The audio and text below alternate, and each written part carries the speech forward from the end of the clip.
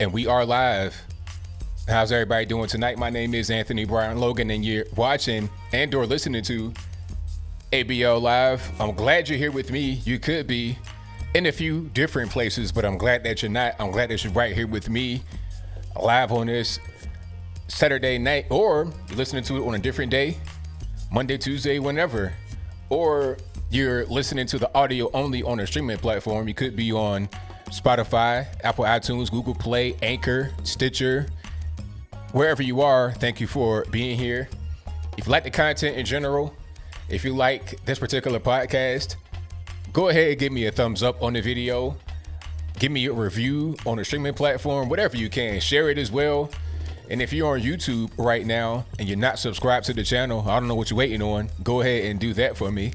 Hit that subscribe button. But there's quite a bit of things going on right now today. The biggest story is the whole Joe Biden, you ain't black. You know, he said he was telling the joke, right? The thing about it is, I find what he said funny, but in a different way. I'll talk about that in a minute.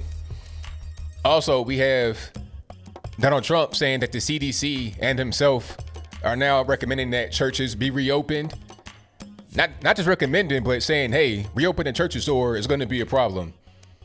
You know, you want to talk about essential business. What's essential?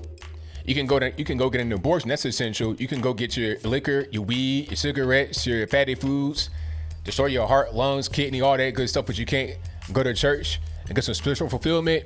We'll talk about all those things and more on tonight's episode of ABL Live. And I thank y'all for joining yet again. If you like the show, give me a thumbs up. Subscribe if you're not subscribed already. Let's go ahead and get cracking. Also, a few more things going on. You got the cheat by mail scam happening, the crazy video from the nursing home. It's a lot of things going on. But let's start from the very beginning with this whole you ain't black kerfuffle. Now, Joe Biden, you just stepped in it, sir. But you know what? This ain't the first time Joe Biden stepped in it. Let's go back to Clarence Thomas. Let's not forget, Clarence Thomas described his confirmation hearing as a high-tech lynching. Okay, now who was the guy that was behind the high-tech lynching? Who was the guy that was grilling them in his confirmation? Anybody want to guess? You know, because it was a guy that was on the Senate back then that didn't like a Clarence Thomas, that did not like conservatives, especially not black conservatives, obviously. And that was when Joe Biden. There's a documentary out there, or a movie, whatever you want to call it, on PBS right now. You can watch it. And it's about Clarence Thomas. It features Joe Biden in the confirmation hearing. You can see what he said, hear what he said for yourself. Don't take it from me. The proof is in the pudding. It's out there all over the internet, all over television, all over everywhere.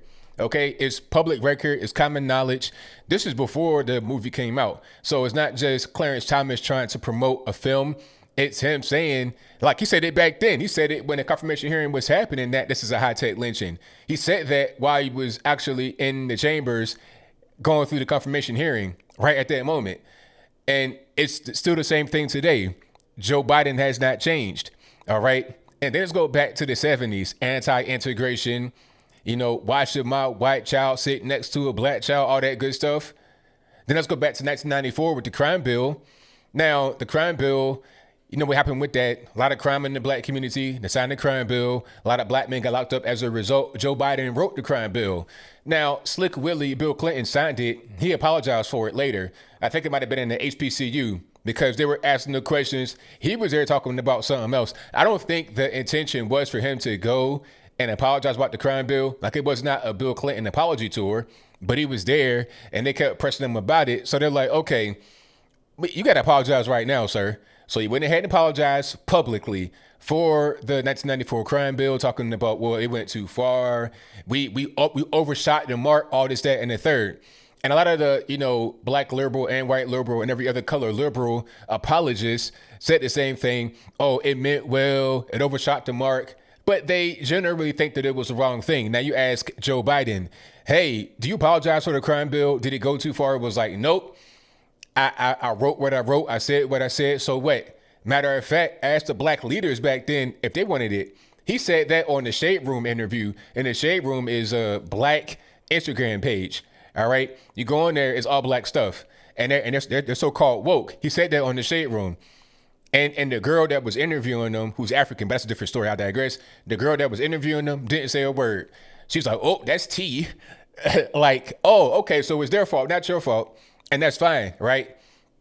He's a liberal Democrat. That's why it's fine. If it was a Republican right there saying that, then he'd be the next thing to Satan. You understand? All right. So fast forward to today, he's like, "Nope, I don't apologize. So what? Deal with it." Joe Biden's not a good guy. Okay. And then you see the whole thing with Charlamagne da God on the Breakfast Club. Now, the thing about the Breakfast Club is that this is not a small show. The Breakfast Club, as a radio show and as a YouTube show, is pretty formidable. They're one of the top radio shows in the country, regardless of race, genre, whatever. They're one of the top radio shows in the country.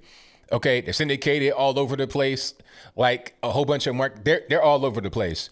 They're one of the top shows on iHeartRadio, which is like probably the only place. It might be like 2 or 3, maybe 4 radio companies that exist, major ones that account for the majority of radio in the United States, AM and FM. So they're one of the tops. He goes on there and says, "Look, if you don't vote for me, then you ain't black." Trying to joke like it's funny. Now, like I said from the very beginning, I don't think that it was funny in the way he thinks it's funny. I think it's funny in a different way. He thought he was cracking the joke like he is, Dave Chappelle or, Louis C.K. or something like that, trying to be a comedian, trying to be super witty and stuff like Donald Trump is, because Trump is a witty guy. He'll say some things occasionally that people are offended by, but he won't say anything like that. The liberals talking about, "Oh, well, Trump says worse things." When has Trump ever said a thing like, "If you don't vote for me, you ain't black, or you ain't white, or you ain't Puerto Rican candy stripe"? When has he ever said a thing like that? The most Trump ever said was, "What do you have to lose?" And that was a fact. When you're talking about the black vote not getting really much in return, what do you have to lose? Vote for me. Everything is not going well with the vote in the black community for the past 60 years. So why not try something different? That was a legitimate point that he made. And that resonated with a lot of black folks. Now, this whole thing about, "Oh, vote for me because you black." I mean, what is that really telling me? You need to be able to tell me why I should vote for you, not just because I'm black. Okay? Tell me why. Give me a reason. Convince me. You got to sell me on it. If Joe Biden was selling used cars, he'd be broke. You got to go ahead and quit. You wouldn't get no commission. All right? They pull you off the floor because you won't getting no sales. You probably driving away sales. You're not selling me on what you're trying to, you know what I mean? I'm just not buying into it. So he's just not a very good salesman, not a very good representative, not a good guy, not a nice guy. And then beyond that, he's losing his mind. It's obvious that this 77-year-old white man is losing it. It ain't all the way there. He's always been kind of a nut, but now it's even worse because he's confused. See, you can be a nut and still kind of have your bearings about you. You're cognizant of what you're saying, but now he doesn't even know what he's saying. So this guy, I don't know what's going on, but the liberal, how can I say, the guardianship of Joe Biden is crazy. I did a video a little while ago about Simone Sanders. Simone Sanders was the one that did the full arm tackle on the so-called protester at the Joe Biden rally, who used to be part of Bernie Sanders' campaign team back in 2016. And then I guess they swapped. they swapped, and now she's over with Joe Biden, but different story. I digress. She's running all types of defense. And it's like, how can you really do that? He said what he said. It wasn't really difficult to understand it. Then people like Jamel Hill, who used to be on ESPN talking about, "Oh, well, he's telling the truth." I mean, if that's the way you feel, then that's the reason why you're not on ESPN anymore. That's the reason why you got fired. That's why your show sucks and nobody listens, because your point of view is not something that is widely accepted or widely even appreciated, let alone accepted. So, yeah, the level of guardianship, the level of caping, the level of damage control on the left is crazy for the Democrat. But let Trump say anything remotely similar to that, and he is called the worst thing in the world. It's crazy how the narrative changes. It's crazy how standards change depending upon who does a particular thing, depending upon who is the culprit, depending upon who is in danger of being canceled, as the cool kids would say. You understand? So it's funny. The joke was funny to me in that way, how it was handled, how everybody reacted to it on the left, not because he told a funny joke. He is a joke himself. His humor is nowhere. His humor is dry as, 2-week old Thanksgiving dinner. You understand what I'm saying? Just no juice at all. And that's pretty much what I'm saying. But thank y'all for joining. I definitely appreciate you guys. If you like what you're hearing so far, give me a thumbs up on the video. And if you enjoy the channel in general, go ahead and subscribe if you're not subscribed already. Thank you all for being in here. Let me refresh my stuff because YouTube has been acting up lately. I don't have up-to-date statistics. Hopefully the super chats are still staying there because I can't. Yeah, okay, those are still there. All right, we good to go. We good money. Yeah, inject disinfectant. People still talking about that. Oh, they're talking about Charlottesville, good people on both sides. They're bringing up things from 3 years ago. Good people on both sides. What he said about that was correct. Because everybody knows, some people know that Charlottesville was all about the statue of Robert E. Lee. And people were going to come there, regardless of what these subversive and hateful groups were going to do. They piggybacked on it after it had already been announced. The whole thing was about the statue of Robert E. Lee. The city was trying to remove it, or the college was trying to remove it off of where it was at, throw it in the museum or just destroy it. Some people said that it should be removed, and others said that it should be there. It shouldn't be moved. Okay. And there were good people on both sides of that particular argument. In that same talk people refer to, they totally ignore when he said, I condemn neo-Nazis, white supremacists. I condemn all of that. He said that right at that time. He did not come back and try to clean it up. He said it right at the time, right when he said the first statement that everybody says. It's funny how people just get misquoted, and make up lies. You make up lies about the Republican, the conservative, or a person that does not quite think like you when you're on the left. But then when you're on the left, you just totally ignore things that you say and that you do. It's really weird how that goes, but it is what it is. Yeah. and the funny part is that, people call Trump a racist. And they're bringing up stuff from the 70s, old information. Oh, when they get new information, you bringing up lawsuits 1975, sir. That's not new information. Okay, Trump was in all the clubs in the 80s, 90s, even 2000s. You got pictures of Trump and Puff Daddy, a.k.a. Diddy, in 2012, 2013. Same thing with Snoop and everybody else. They're hanging out together, having a good time. It'd be Trump and Melania with Puff and everybody else, hanging out, having a good time. Same thing with Howard Stern. Howard Stern wants to come against Trump and talk about how bad he is.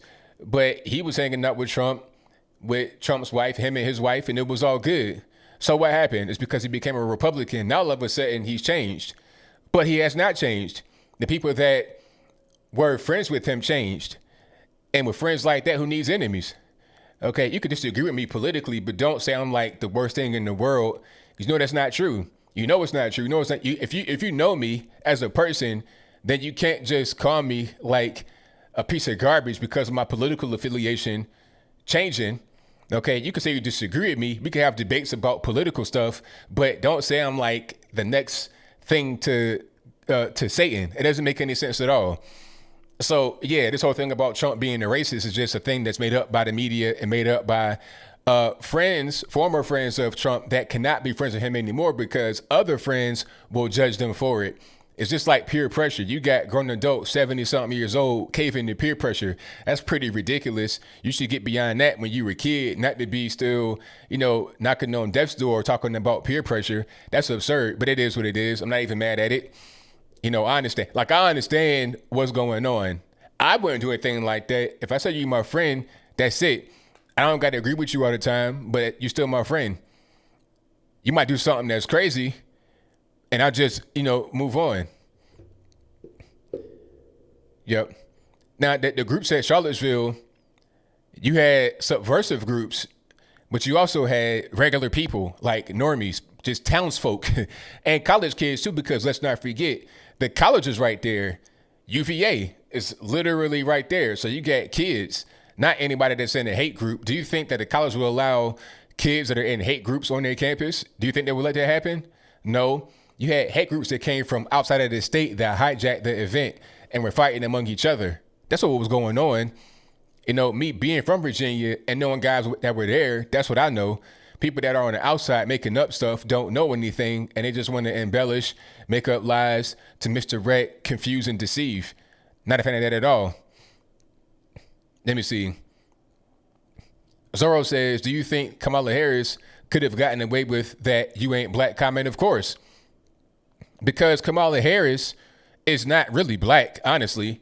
Kamala Harris is more East Indian, red dye Indian than she is black. Because, let's just do a little bit of math. Her mother is 1,000% full-blood East Indian, straight from the continent of India, from Chennai, which is in the south of India. So, close to the Dravidians, not even like the Persians in the north, but that's a different story. And I digress. My whole point is that she's from India. Her mother, that is. Her father is mixed, black and white, as far as I know. And if I'm wrong, let me know in the comments. So I'm not Albert Einstein. I'm not a mathematician, but let's do a little bit of math, shall we? If you have two parents that produce a child and they are normally 100% one race, 100% the other race, just for math's sake, that's not always the case, but let's just say it is 100% white, 100% black. If they come together, have a baby, the baby's half and half, 50% black, 50% white. All right. So if you have 100% Indian and 50% black, how does it go to 100% black or even half black? It goes about 25% black, right? You get, or a little bit like right around that. You don't get half black or even whole black. You don't really, that's not really how this works at all. So I'm just kind of confused as to how that whole thing plays out. All right. But hey, it is what it is. You should get 50% native, 25% white, 25% black. So how do you just pick out of those black? And when she was first introduced by, ironically enough, Joe Biden in the Senate, she was introduced as an Indian American. Matter of fact, there's a video from the AP, and if I can find it, I'll link to it in the box. Or matter of fact, I'll put it on the screen. Hold on, let me see if I can find it right quick. Kamala Harris, Indian Senate. Okay. It's a bunch of these. Matter of fact, hold on. Now, I'm gonna just, all I did was just search Kamala Harris, Indian Senate, and YouTube. These are not my videos or nothing. Let's just check them out. Okay, you have one right here that says Kamala Harris becomes first Indian American in the Senate. Okay. Kamala Harris, first Indian American U.S. Senate, Indian American members of Congress sworn in, and Kamala Harris is right there with the whole Bollywood set behind her in the whole 9 yards. Okay. So what are we even really talking about? She identified really as Indian. Here's another one from Hindustan Times. Kamala Harris becomes first Indian American woman to announce White House bid. So I'm not sure how she would say she's black, but some people, because her dad got some black in him, she could claim black and get away with it. Really, that kind of goes back to the Jim Crow laws that says if you had one drop of blood in you that's black, that means you're black. You could be an octoroon. You could look like Ben Affleck in the face, skin tone and everything, but if your great grandpappy was black, that means you're black. It's absurd. It's ridiculous. I think if you're biracial, you should be able to claim biracial or one or the other, or both if you want to. But if you are Kamala Harris, I think it should be biracial. If you could just claim whatever, then that just kind of goes to the point of race not really meaning that much, especially not with somebody like her. She can identify, like I said before, when you're talking about people that are trans, you can identify as whatever you want to identify as. You can identify as a loaf of bread. You can identify as a willow tree, a piece of lint on the couch. You can identify as whatever you want to identify as, but I can see that you're a woman or a man or of mixed race. It is what it is. So that's all. But they go back to get back to what I was saying. She can say something about if you don't vote for me, that means you ain't black, because the people that she's speaking to believe that she is black because her father was half black. That's just what's going on. So then if a black person says it, then it's all right. Matter of fact, a lot of people not even mad at Joe. I was just talking about it earlier. People are giving Joe a pass. They're giving him a pass, talking about, oh, he was just joking. You know, he said it in jest, all this, that, and the third. It's crazy, but it is what it is. What's that? Francis Lancer says, some whites are black. Sean King. Exactly. Yeah, Sean King. I never thought I would see somebody that's transracial. Like, they're actually making that be a thing, transracial. Rachel Dolezal as well. It's like, okay, you might like braids and stuff like that. But so what? You can be any race you want to and like certain hairstyles. That don't make you a different race. You just are who you are. I think at that point, you just got some issues with yourself mentally. You know, but if you want to appear a certain way, then go ahead. If you want to be a dude and wear a dress, then that's fine. That's your business. But don't try to tell me your name is Susan and I got to call you she, her. I mean, I'm not really buying it. You're still looking like Bob the Builder. You understand what I'm saying? You're not fooling me with this so-called gender reveal. Like I said, if you want to do that, that's your business, but I'm not really going to be buying into it. That's all there is. Alrighty. Just like the guy, the dude or whatever, the proper pronoun is the Department of Health Secretary in Pennsylvania. This person got triggered because my man Marty Griffin from KDKA AM in Pittsburgh called them sir on like 2 or 3 occasions, but the guy just had, well, not even no kind of operation. Like, all he did was just put some makeup on in a wig. It's like, you look like Bob the Builder. So he might have known you before you did this change to yourself recently, like last year, and been knowing you by your first name. Your name might be Steve Johnson. All of a sudden, your name is Ariel Lolita. Now I got to call you ma'am. I'm confused. Okay? That's all there is. But yeah, I'm not really buying into it. You got to be more convincing with yourself. Alrighty. Thank y'all for being here. Definitely appreciate you. If you like what you're hearing so far, give me a thumbs up on the video. That helped me out tremendously. And what else we got going on? But yeah, Joe Biden, it's going to be great. I can't wait till we get back to the campaign trail, because remember, the campaign trail had quite a few protesters at the Joe Biden rallies. That's where Simone Sanders did that whole, that full arm tackle, looking like she was looking like Reggie White in like 94 on the Packers. You understand what I'm saying? Beautiful tackle. But anyway, that's where that whole thing happened at the campaign rally. I want to see more protesters. I want to see more guys and girls going to the rallies and speaking out against Joe Biden, peacefully, of course, nothing crazy, peacefully. And I also want to see Biden and Trump have a debate. But, at the same time, I don't want to see it, because you ever see somebody get beat up and it's like, you want to, like, not beat up like bad, like, yeah, call the police, but just losing the fight. Like, in the ring, put it to you like that. In the boxing ring or in MMA, it's like, man, he's just getting beat senseless. Please throw in the towel. Throw in the towel now. He's, it's like, we're talking about with Apollo Creed. Throw in the towel. That'd be pretty much how it is with Donald Trump debating Joe Biden.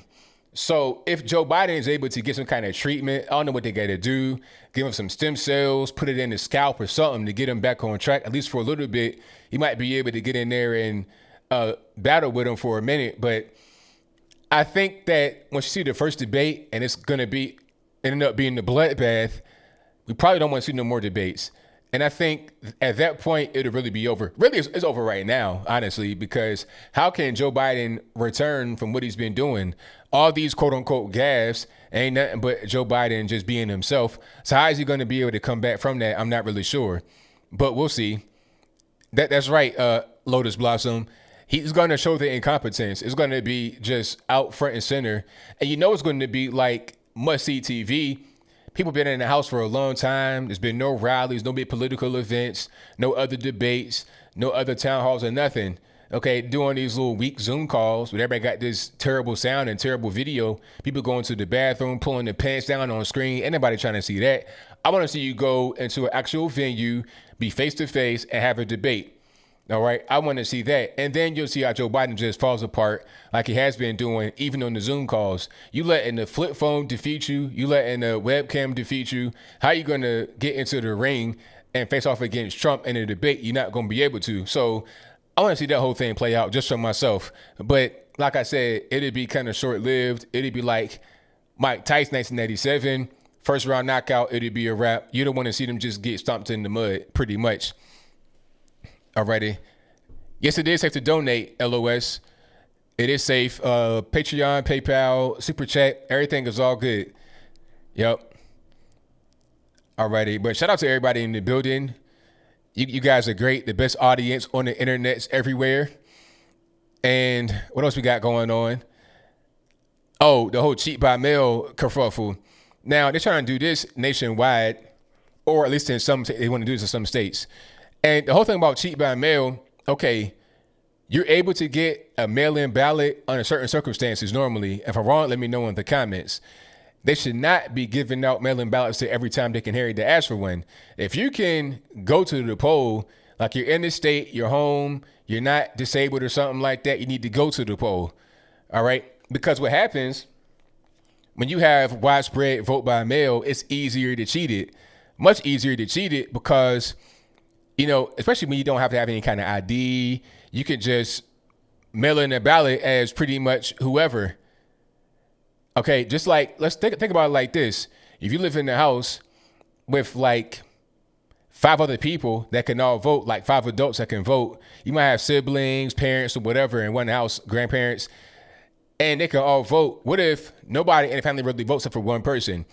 One person votes, nobody else does, but they're getting the mail-in ballots regardless of what. So what if the one person that does vote goes and votes for everybody that's there because the mail comes to the house, they get the mail, fill in everybody's ballot, and send it off for one person? Isn't that called fraud? Yes, it is. And then people that are dead, they voting for dead people. They looking through the obituary and saying, okay, Jacqueline Smith, no family, I'm going to just vote for her. Or even if there is a family, I'm going to vote for them. There's no ID required. They're not scrubbing the rolls, so I'll just vote for them. Okay? And how is somebody going to know anything no wiser? I saw a story in Washington State where they got frauded by some Nigerians. Hold on. Okay, yeah. Let me find a story right quick. I'll put it on the screen. Okay. Okay, I gotta search for this to get the article. Okay, Seattle Times right here. Let's put it up on the screen. Okay, I'll unblock ads for a minute just to show the crowd what's happening. Okay, doesn't want to be responsive. There we go. Alrighty, here we go. It says, if you're just listening to the audio and not reading, it says hundreds of millions of dollars lost in Washington to unemployment fraud amid coronavirus joblessness surge. Now, this came from some Nigerians, like I think in Nigeria. So how did that happen? But you wouldn't tell me that you can handle everybody voting by mail? How can that be possible? I think somebody got arrested in Pennsylvania for some voter fraud recently, like the other day. So what are we really doing? This is not going to work. Obviously, they can't even handle little cities. How are you going to handle a whole state or the whole nation? It's not going to happen. Now, in this article, hold on. Matter of fact, I'm gonna put it back on the screen. Let me just read it right quick.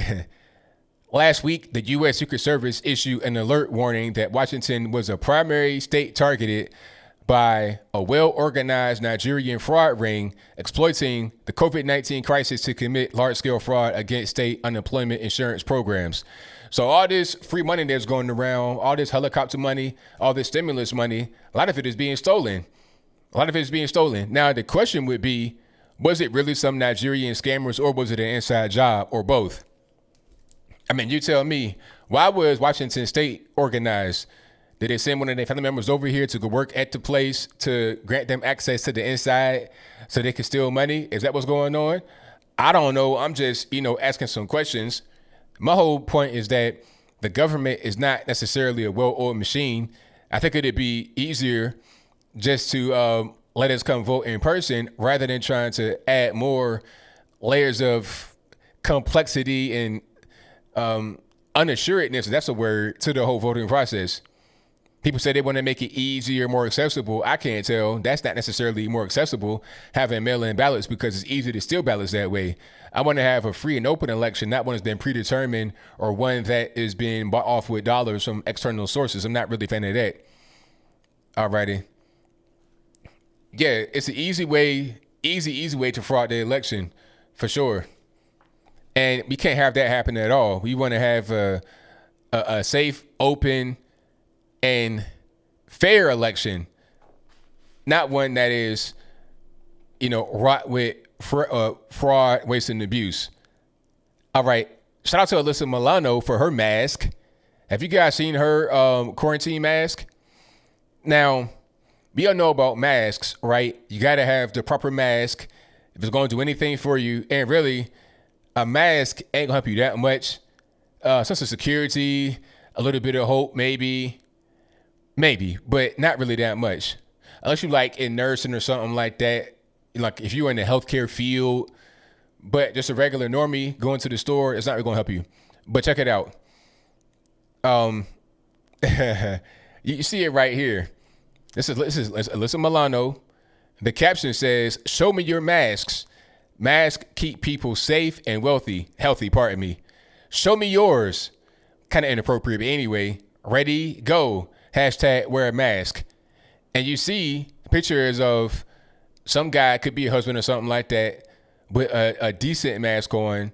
The kids with like the little fancy fashion masks. And she has on this interesting looking mask. Let's zoom in right quick. Now, this appears to be like some kind of crochet, some kind of yarn. Okay, my question would be, who actually made this mask for her? Was it Meemaw? Was it something that she got from the store? And was it a thing that she made straight from scratch? Or was it like a repurposed shirt, a shawl that she cut up and sewed the ends of to make it a nice little edge, the little Persian beard type jank? What's going on? I'm not really sure. The little eyelash right here is kind of struggling. But here's the best slide of all. This is the effect of her crocheted mask, all them big holes in it. A regular mask will have holes in it that are pretty big because the coronavirus particle is very small. It's microscopic. You can't really see it. So it's able to get through masks normally. All right. But if you got this big fishing net looking thing on your face, you can't even block ketchup from squirting on you, let alone the virus. So a lot of these people are just dumb. She's basically not wearing the mask. Might as well just go out with no mask on. What's the point? You just have on fashion. And it's probably about 100 degrees in California right now, or at least not necessarily cold. Why do you have on this big, thick Persian beard looking crochet yarn mask on? For what? What are you trying to block? Intelligence? Air? I'm not really sure. But hey, it is what it is. Oh, and shout out to Trump for making those You Ain't Black shirts. I had the same idea right when he did it. So I was like, you know what? Right when he did his, I'm like, okay, let's make mine similar. Because I was going to do the hashtag anyway, but I was like, okay, make it similar. Let's do different options and colors. So if you guys have not seen the You Ain't Black shirt brought to you by Joe Biden, if you guys have not seen my shirts, you can go to ablmerch.com and it'll be right there in the listing of shirts. There's also a link for my merch shirt in the box. You check it out right there. And speaking of things on Instagram, follow me there if you're not already. That's Instagram.com/Anthony B. Logan. That is ANTHONY, the letter B, LOGAN. Yeah, I guess the yarn mask makes her woke. I guess she's doing something like eco-friendly. But it's like, ma'am, your mask ain't gonna do nothing for you. You might as well just not wear it because it's not gonna help, not in the least bit. Yeah, and no more common sense at all. There's no more common sense. Oh, pardon me.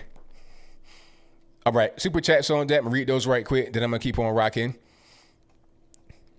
Shout out to Adam Davidson for becoming an ABL supporter. I definitely appreciate you, boss. And he also gave me a couple more donations that keep up the good work ABL will do, man. I can't do nothing else. Shout out to Charles Turner Jr., who says, great video about Simone Sanders on MSNBS. with Sleepy Creepy Joe being the gift that keeps on giving, it is humorous to see anyone try to defend him. Yeah, it's hilarious. It is hilarious, but it is what it is. Shout out to Mr. Ward, who says, just wanted to say, I love what you do, ABL. Your show and many others has shown me the truth about the Democrats. And as a new conservative, I thank you. Hey, I'm glad to hear that, man. Thank you for your support. I'm glad I'm able to help you, man. That's what it's all about. Just being able to get the message out there. Hopefully it resonates with you. So thank you, man. I appreciate it. Shout out to Eric Burns Marsh, who says, Biden exposed people today. We are shocked that anyone would misrepresent their identity. Signed, Rachel from Spokane, Pocahontas, and Talcamex. Thank you for that, man. Definitely appreciate you. Shout out to Pete, who says the emoji with the goal on it, running towards the goal. Thank you for that. Shout out to Stacy Felice, who says, if Joe Biden beats himself, as he said, does Trump win automatically? Yeah, that's a definite guaranteed W right there. Biden has no chance. Day by day, he just looks worse and worse. There's no question about that at all. But Democrats still holding on. And it's funny seeing the Bernie bros kind of like confused, not knowing what to do. It's funny seeing them kind of like scrambling around, not really knowing how to carry on. All right. Shout out to Jonestown Autopsy, who says Biden started his apology with word is bond. Thank you for that, man. Definitely appreciate you. Shout out to Leo Mazzina for your donation. Thank you to Scott Bullion. I know I butchered that, and I'm sorry. Who says, I never seen a Joe Biden bumper sticker yet. Oh, that's a good one. I have stickers like, but you ain't black. But I don't have a Joe Biden bumper sticker. That's a good one. You know what? I've seen Pete Buttigieg bumper stickers. Of course, I've seen Trump stuff. I see Trump stuff everywhere. But I don't see any Biden apparel. People are not enthusiastic to vote for Biden. This is a repeat of 2016. Matter of fact, it would kind of eclipse 2016 as far as Democrats losing, because in 2016 there was some kind of buzz around Hillary. There was some merch with her. It was still kind of a carryover from Obama, but now it's like it's nothing. And then the whole virus is making it worse because he can't go out there and campaign. But then again, if he could campaign, that'd be bad too, because he doesn't look good out there. So he might be better off just kind of doing what he's doing. Shout out to Justin Miller, who says, will you be able to take advantage of some white privilege now that Biden has kicked you out of your race for not voting for him? And that's a good question, man. You know what I got to do? I got to go down to the county courthouse and find my papers, get my white privilege card, and try to use that somewhere. I could go to Best Buy, Target, get 15% off. I don't know what I can do, but I want to use it ASAP. Thank you for your donation. Shout out to Jonestown Autopsy, who says, Joe Biden team launched damage control campaign and open chicken and waffle spot called Chicken Joe's Banging Joint. Lil Uzi Vert to play the grand opening. Thank you for that. Shout out to the Fit Accountant, who says, Blackface Northam visited Virginia Beach today. Tuesday, mandatory mask, possibly not practice social distancing or wearing a mask himself. Pics on Facebook. Yeah, that's typical. Do as I say, never as I do, right? Ralph Northam, oh, we abhor racism. We don't want racism in our community. Here, meanwhile, you're 25 years old with a Klan costume and or blackface on your face in your yearbook picture. What's going on with that? So these guys always do differently than what they say. That's just pretty much par for the course. Shout out to Nathan, who says, camping in Michigan right now. Whitmer Pound saying, there you go. Right on it, man. Thank you for that. Shout out to Richard Everett, who says, the DNC will get someone else besides Joe, guaranteed. VP can fit the bill if Joe wins and quits. Michelle, that's a good point. They could get somebody else, but the key issue is that you got to win, because people that might normally be VPs are not going to be, because they know he's going to lose. They know he doesn't have much of a chance to be able to succeed. I think it's more about just trying to preserve what they can in the House as far as Democrats are concerned. And maybe trying to get back to Senate, but that's going to be an uphill battle. All they want to do is just stop the bleeding. But with Joe being how he is, that's kind of a lot. That's a big ask. All right. Thank you to Charles Turner Jr., who says, hold on. Voting in is so prone to fraud. In 2004, we almost flipped our governor's mansion to Republican, but the Democrats sold the election after a third count, whereas Republican won twice. Wow. Thank you for that, man. Definitely appreciate you. Let me see. Jonestown Autopsy says BuzzFeed reports Biden to make public appearance with corn pop and kid in play to prove Black Street cred at Source Awards. Wow, so that's a throwback. Source Awards. I ain't seen them in a long time. I think that's probably been gone for a minute. That's going back to like the 90s, Tupac and Biggie and all that, all them little beefs between them. You know, you would have fights that start at Source Awards. It's crazy. It's like, you're in an award show, sir. Just enjoy the ambiance. How about that? But thank you for your donation. Shout out to Nathan. I read that one. Let me see. Let me just make sure I got everything on my ducks in a row. Shout out to Miriam Vidal, who said, Super Chat acting the fool tonight. Yeah, YouTube is having some issues. Even on my end, things are kind of weird. But I'm glad you were able to Super Chat, and I thank you for that. Most certainly appreciate you. Shout out to Charles Turner Jr. I read that one already. Thank you to Adam Davidson, who says, hope you stay safe, ABL. Shout out from Barbados. Shout out to Barbados. Shout out to Barbados. Thank you for your donation. Shout out to Jonestown Autopsy, who says Google working on Biden influence phone app that sniffs out the black vote. I see what you did there. Sniffs out. I got that one. Shout out to you for the joke. Shout out to Santo Bartez, who says, if the DNC forces Biden out and goes with Governor Cuomo, who do you think he chooses as a running mate? That's a good question. He might pick his little brother, Chris, just because they'd be like, you know, freaking frack in his eyes.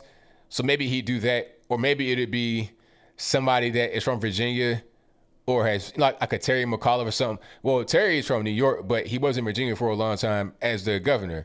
So maybe it'd be him. I don't know.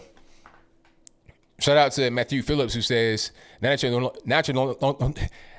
no longer black, your prospects as the great leader of social justice and people kind, a.k.a. Prime Minister of Canada, is zero. Sorry, ABL. Oh, man, that's terrible. But look, check it out, though. How about this?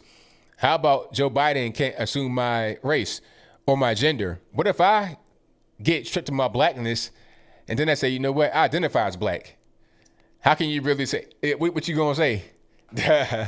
But thank you for that, man. Definitely appreciate you. And shout out to everybody in the building. You guys are great.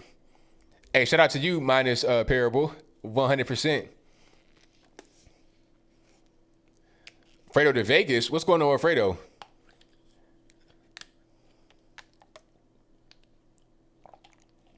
Yeah, Virginia, unfortunately, is controlled by the Democrats because everything comes from D.C., Northern Virginia area. That's like 1/3 of the state's population. And then they join with Norfolk, Virginia Beach, Richmond, Roanoke to form this liberal superpower that controls the whole state. And it's really unfortunate. It shouldn't be that way, but it is what it is. All right. LaShawn Craig says Joe Biden would beat Trump if it was a race for who has dementia. Hilarious. Yes, he would beat him ASAP if it was a dementia race. But we're talking about trying to become the president. He has zero chance. Not a chance at all. Alrighty. Let me see. Rapper 10,000 says Google is deleting videos from doctors calling out Fauci, and a lockdown is from Google Drive. Judy Mikovich is one example. Have you heard about it? So, all right, are they deleting videos that have not been published? You talking about like on Google Drive? They got this document sitting there, they're deleting the documents. That's crazy. I was typing one time in, what was that? I think it was Google Docs, and it said that they're gonna monitor what you write in your document file. Like normally, you have open WordPad, Notepad, whatever. You could just write right there. It wasn't nothing else going on. But if you have Google Docs, you write in that, they say, or at least it did say to me at this one particular time, that they can read what you're writing. So if it's something that's kind of subversive, it might get flagged. You see, so not really very happy with that. The security is not really on point, in my opinion. You know what? I yawned because I got up real early this morning. And I've been working. I did my shirts last night. I did my 2 videos. Wrote the post, the blog post and whatnot. I needed a power nap, but I didn't do it. But I'm good money. I'm about to get my tea in a minute, so it's all good. Thank you, Jesus Martinez. I appreciate you. or Jesus or Jesus. I don't want to say, I be saying the wrong name sometimes on accident. I'm sorry. That's my fault. What else we got going on? Oh, yeah, that video, the nursing home abuse, that is a thing I don't want to talk about too much. That was crazy.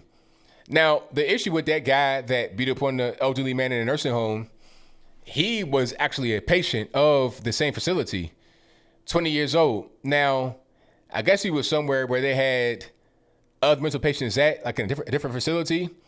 Maybe they were trying to transfer him because he had the virus. He did have the virus. That was 100% certain, but maybe they're trying to transfer him because he had the virus. And in the midst of him being transferred, he's just there with no security among these elderly people with some kind of mental problem. So he decides to go into this man's room and just wail on him. I think he did that at least 3 more times or similar things to that. This guy shouldn't have been at that facility. That was a ball drop. This can all be blamed, in my humble opinion, on the virus and the crazy virus lockdowns. All these different rules, regulations, and whatnot can be blamed on the virus. That's definitely a fact. Trump versus Biden is going to be great, ain't no question. But to get back to the video right quick, it was crazy. It was sickening. It was hard to watch. I couldn't really watch all of it. I watched enough just to understand what was going on, but it was no point in watching the whole thing. Now, he has been arrested, and that's a good thing. But like I said, there was a ball drop somewhere. I'm not really sure who did it, why they did it, or whatever, but there's definitely a ball drop. Somebody didn't do what they're supposed to be doing to look after this man like they were supposed to. Okay? And I'm not sure if he was white or light-skinned, black, or whatever, but I can guarantee you, if the man that got assaulted were black and the man doing the assaulting were white, it'd be pretty much the end of you hearing about it. You hear about it every day.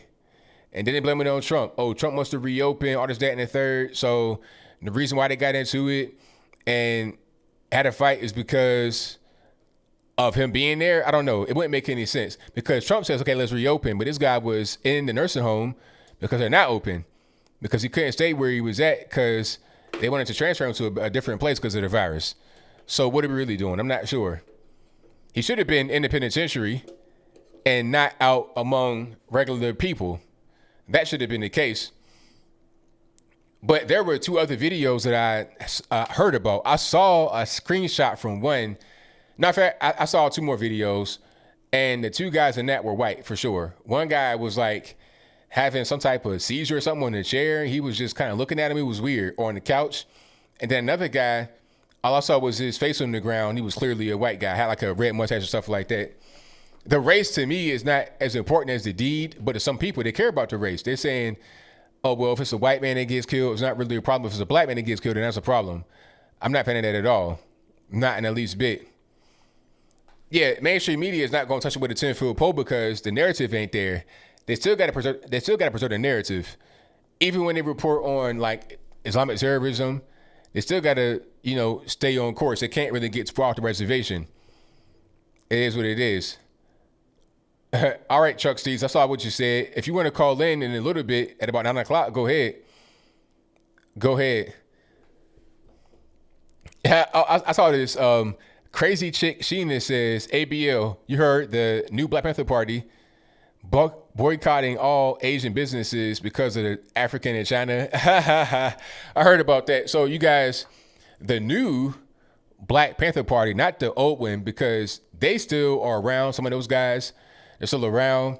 They have their name copyrighted. See, that's the difference between guys that are going like doing things right now and guys from back then. Even the guys that wound up being gangbangers, some of them understood business and that type of thing. You understand? But nowadays, people can't even read. It's crazy. You got smartphones and become dumber. But anyway, there's a whole lot of stuff going on. It really is. Let me see. But yeah, the guy that beat up on the old man wasn't there for the virus. But he shouldn't have been there at all. Let me see. I'm reading some of the chats here. Yeah, I use Grammarly cigar box. I use Grammarly when I write my blog posts. I do that already. That's pretty much what, it does help a lot. It's also a program called Hemingway, but it's okay. It's not all that. I think, what's the name? Grammarly's enough. Oh, back to the Panthers. That's where I was at. I kind of forgot for a minute.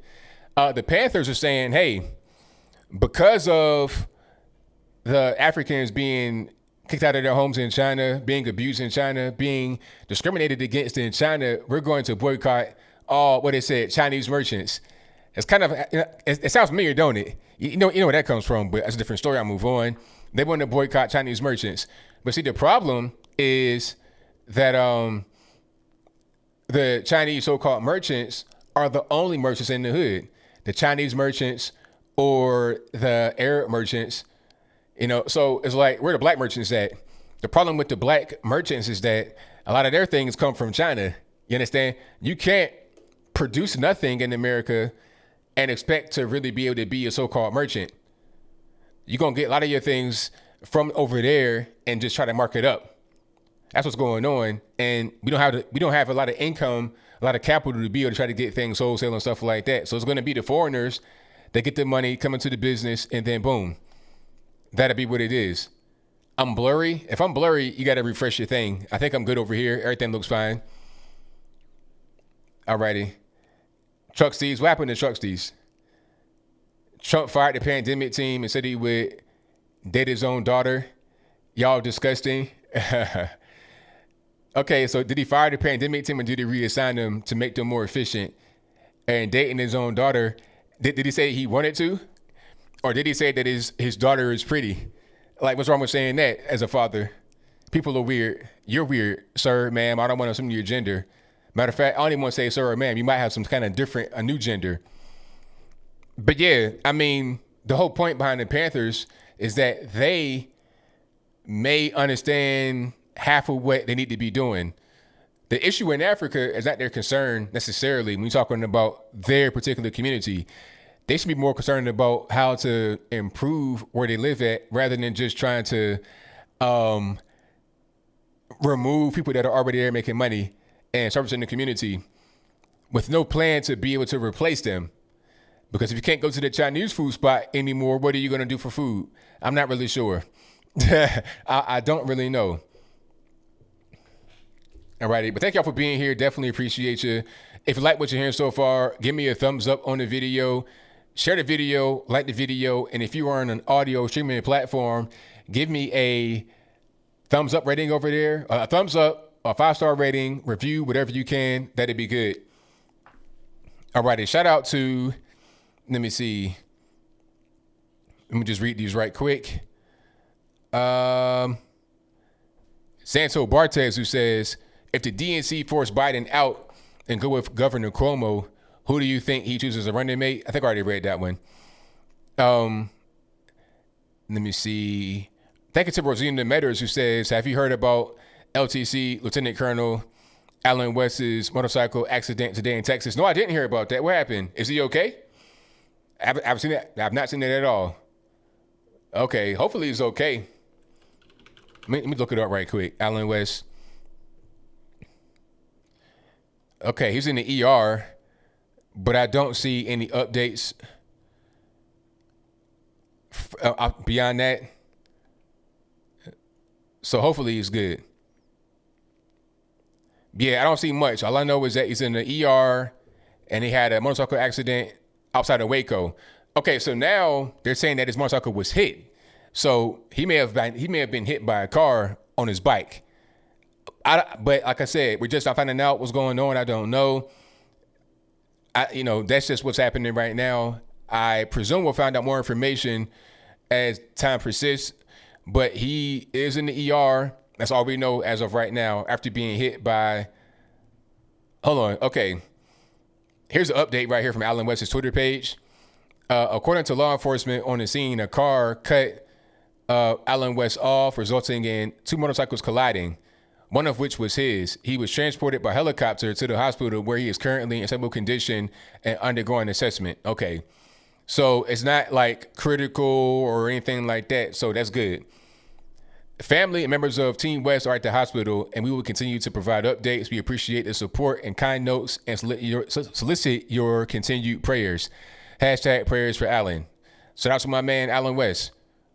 Yeah, Alan West got hit by a car, and when he got hit, he got cut off by a car, and when that happened, that caused two bikes to hit, and one of them was Alan West motorcycle. So as a result of that, he got sent to the hospital through airlift, and now he's in the ER. He is in stable condition. So that's pretty much what it is.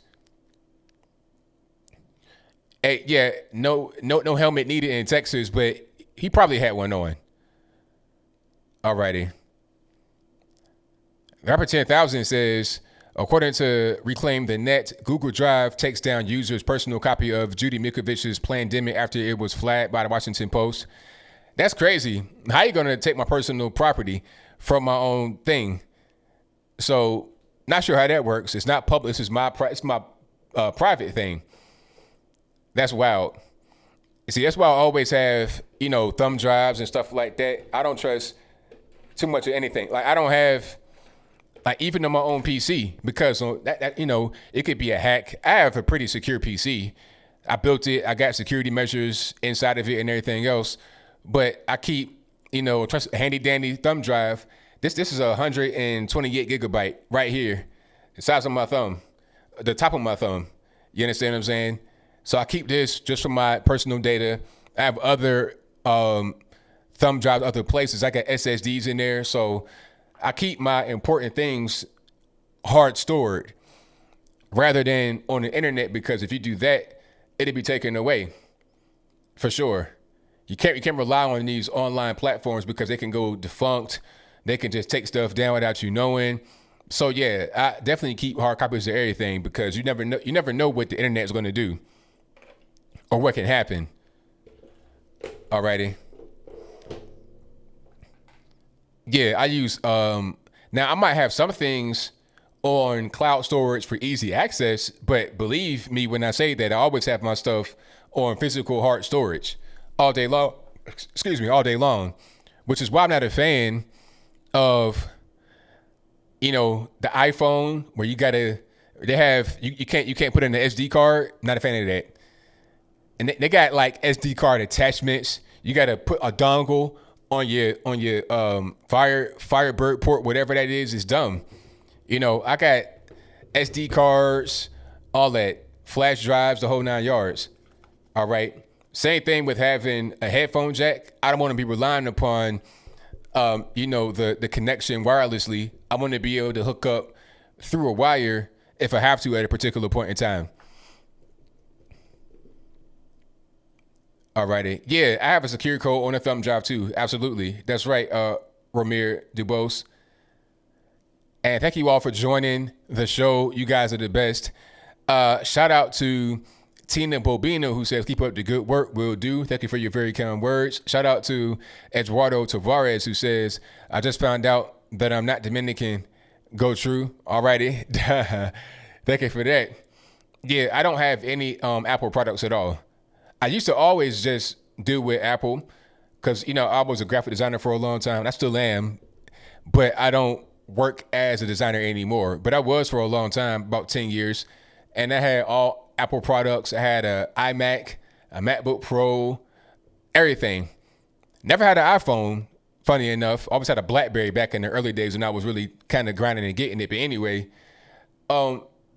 it just became less and less user-friendly for me.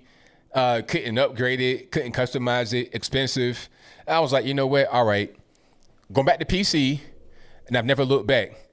I built my rig up. I can upgrade it. I can do whatever I want. I built that rig. I had a different graphics card, different RAM, different cooler on the CPU, different everything. I upgraded it easy. 1, 2, 3. To upgrade a Mac, you got to get a whole new Mac.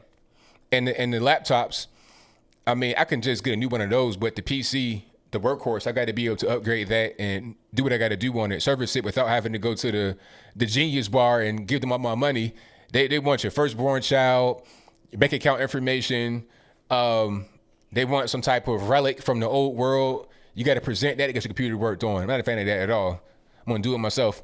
All right. Shout out to Eduardo, who says, also, you're doing a great job. Thanks. Hey, it's all good, man. Thank you for that. Shout out to Mandatory Carry, who says, at work, but hashtag keep fighting. Fake candidate. There it is, man. Thank you for your donation. Definitely appreciate you. Yeah, Windows 10 is great. And Windows 10, I've had pretty much every Windows OS from the beginning, like 3.1 on the big floppy. I had XP, Vista, everything. But this Windows 10, it's flawed, but much better than Mac OS. Much more flexible. I can do more things with it. I can do everything with this. You know, I have no problems.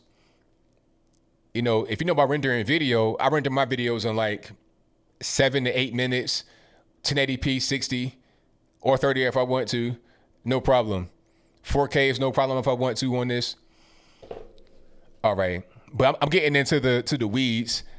It is time for the calls, David Ray. 100%. The number to call is 434-658-1220. Again, 434-658-1220. Yeah, Macs are not even really PCs. They're not really personal computers. Macs are just, at this point, glorified laptops. Unless you get the Mac Pro, which is like $1 trillion for no reason.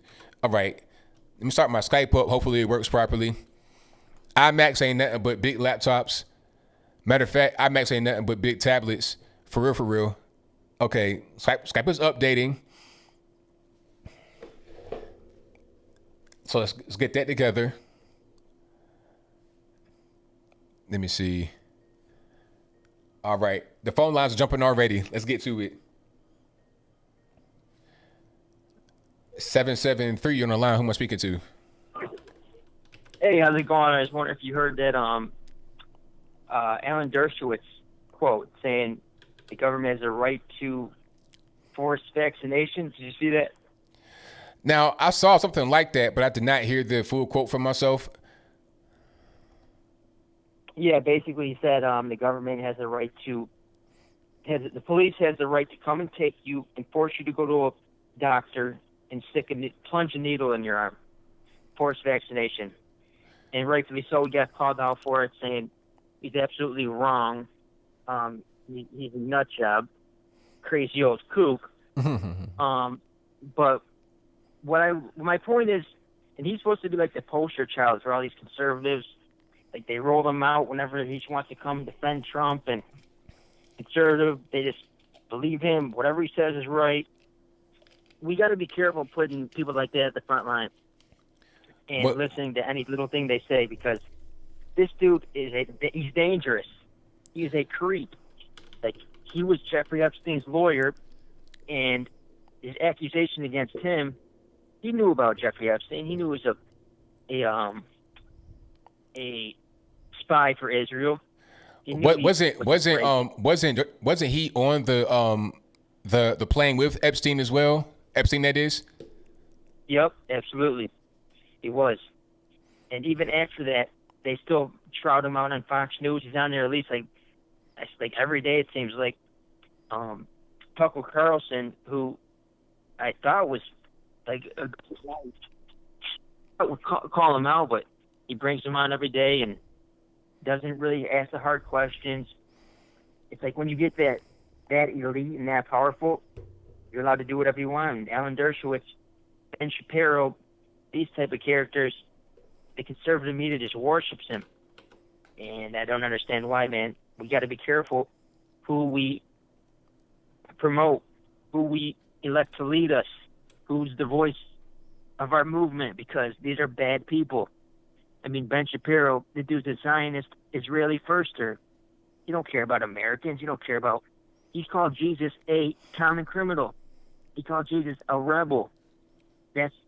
All these Christians support him and say, oh, he's awesome, this and that. You got to be careful promoting these people. These are bad people. These are really evil people. Promote war. Mark Levin, another character who just wants to go to war. Thank you. Wants to go to war for Iran. Wants to go to war with Syria. Got to be careful with these people. These are evil people, man. You know what I mean? I mean, I hear what you're saying. I mean, I'm not really sure about Mark Levin and Shapiro. I don't listen to them really because it's hard for me to listen to a lot of political people because I'm kind of like focused on what I'm doing. So I'm not really sure what they say, what they don't say. But, you know, I think the main thing would be just pick who you follow, pick what you believe wisely.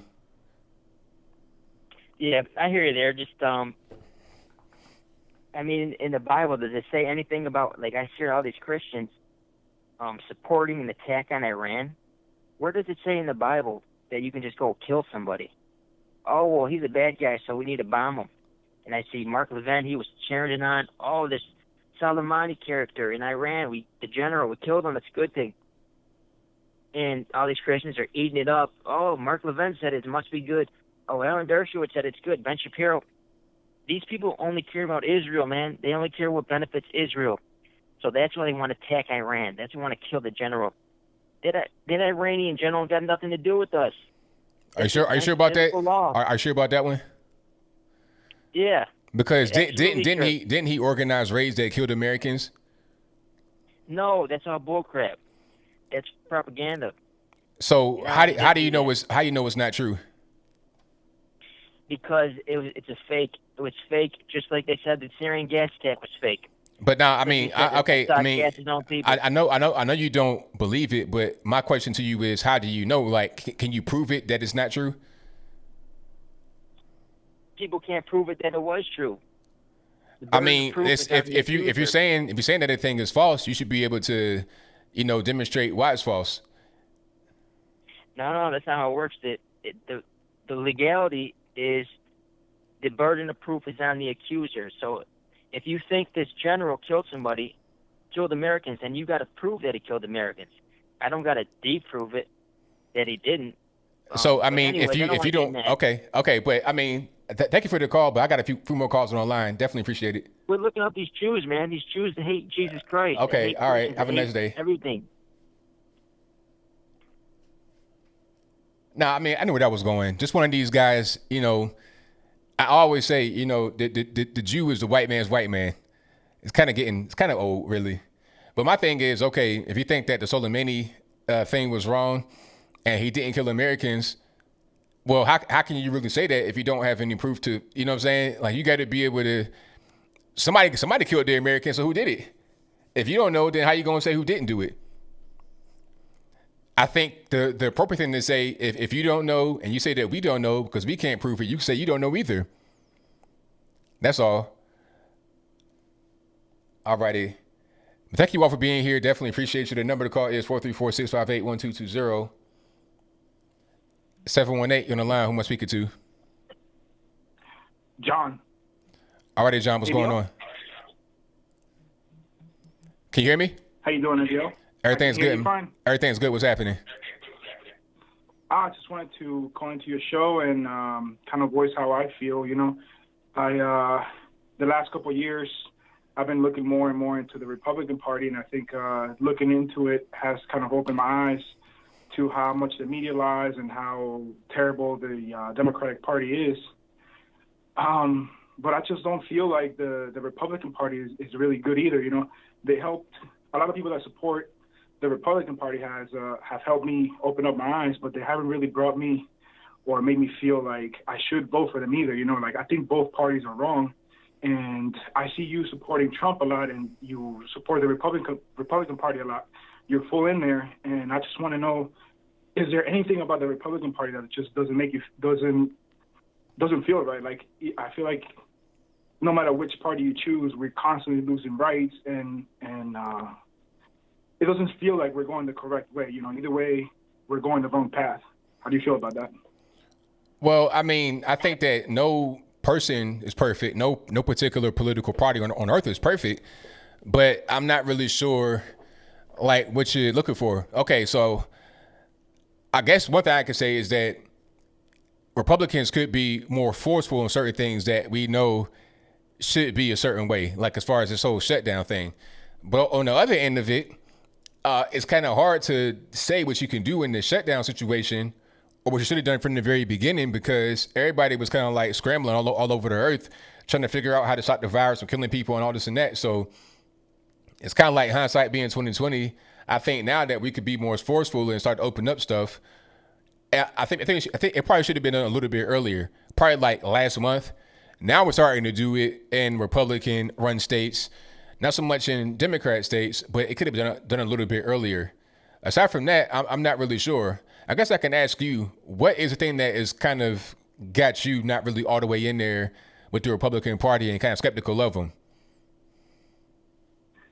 Well, for one, I think that a lot of times they do have the moral high ground when it comes to abortion. You know, I used to be pro-abortion before, and then kind of never really fully thought about it, you know, and so that's a big reason why I kind of do support the Republican Party. They actually do think about the issue, and so I kind of side with them more than the Democrats. But at the same time, for example, what happened with all the trillions of dollars that were just passed to help the economy, you know, from what I've seen is that about $60,000 per family was basically generated. You know, we're liable as a family for about $60,000.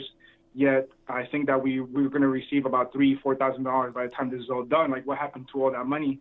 It's going to large companies, and a lot of the stuff was pushed by the Republicans. So a lot of times I feel like either way, the people are not really in control. You know, it's a select few people that we put in place to make all these laws. Yet we like to grandstand and say that, you know, we're pro-life and we are pro-rights and everything. But at the end of the day, all these laws and everything keeps passing without our consent, essentially. Well, as far as the big companies, that was needed because, all right, if you have some money, that's okay, but where are you going to spend it? How are you going to be able to get from point A to point B, like as far as the airline industry?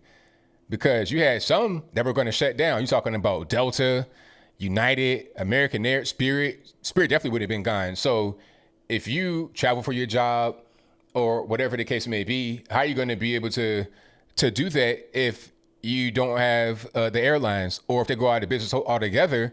Then you're going to have increased fares from the ones that remain due to them being overwhelmed. Or you may have that for a while, and then you may have other companies that come up, but in the meantime, you're going to be suffering. Not only will it be a slightly depressed economy, you also have higher prices of goods and services due to businesses going out of business. And then what about those that own small businesses themselves, like regular people? They got the PPE, you know, and then they got employees and everything like that, which drives the country. You're going to have the economy where you live at start to dry up. You're going to have the crime rate go up. So there's a lot of other things that the money was needed for beyond just, you know, giving the person the check.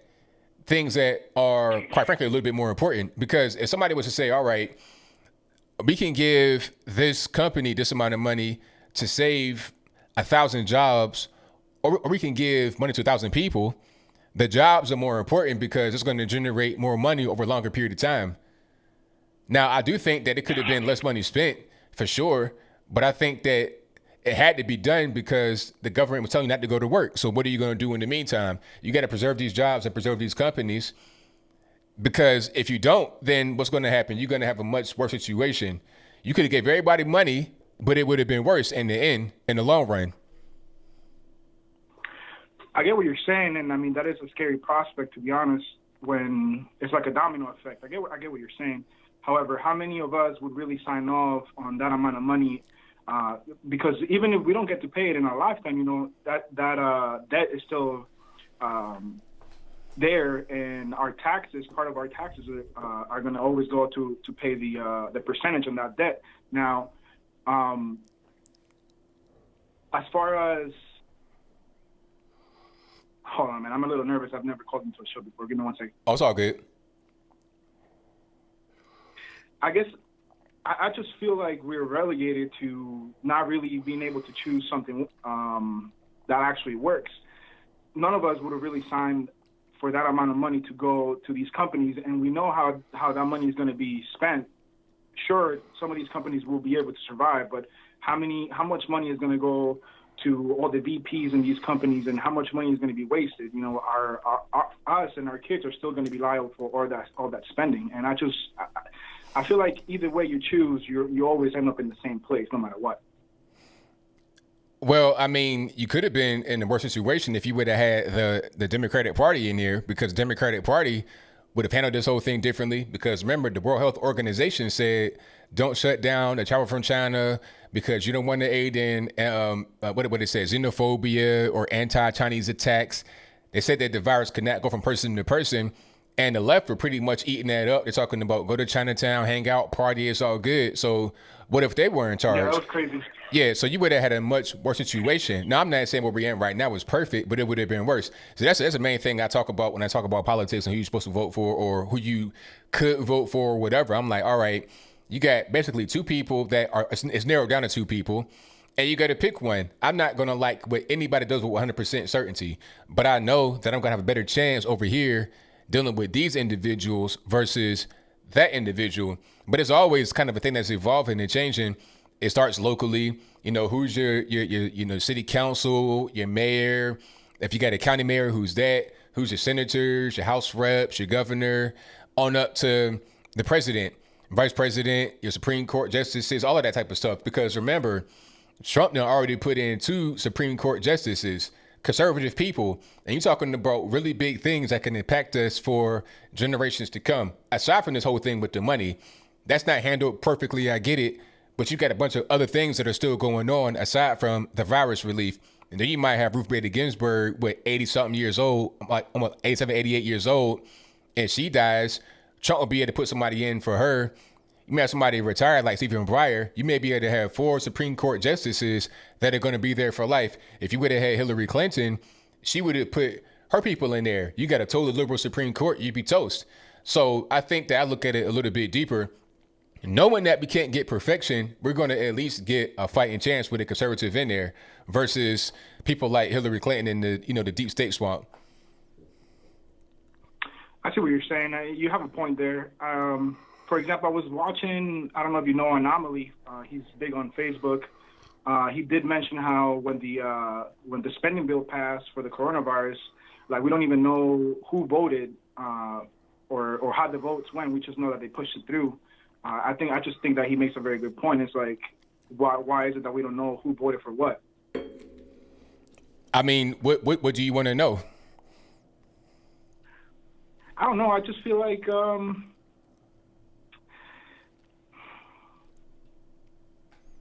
don't know. I guess I just feel like either way we're going. It might take longer to get there with the Republican Party, but we're still going down the wrong path. At the end of the day, that's what I feel.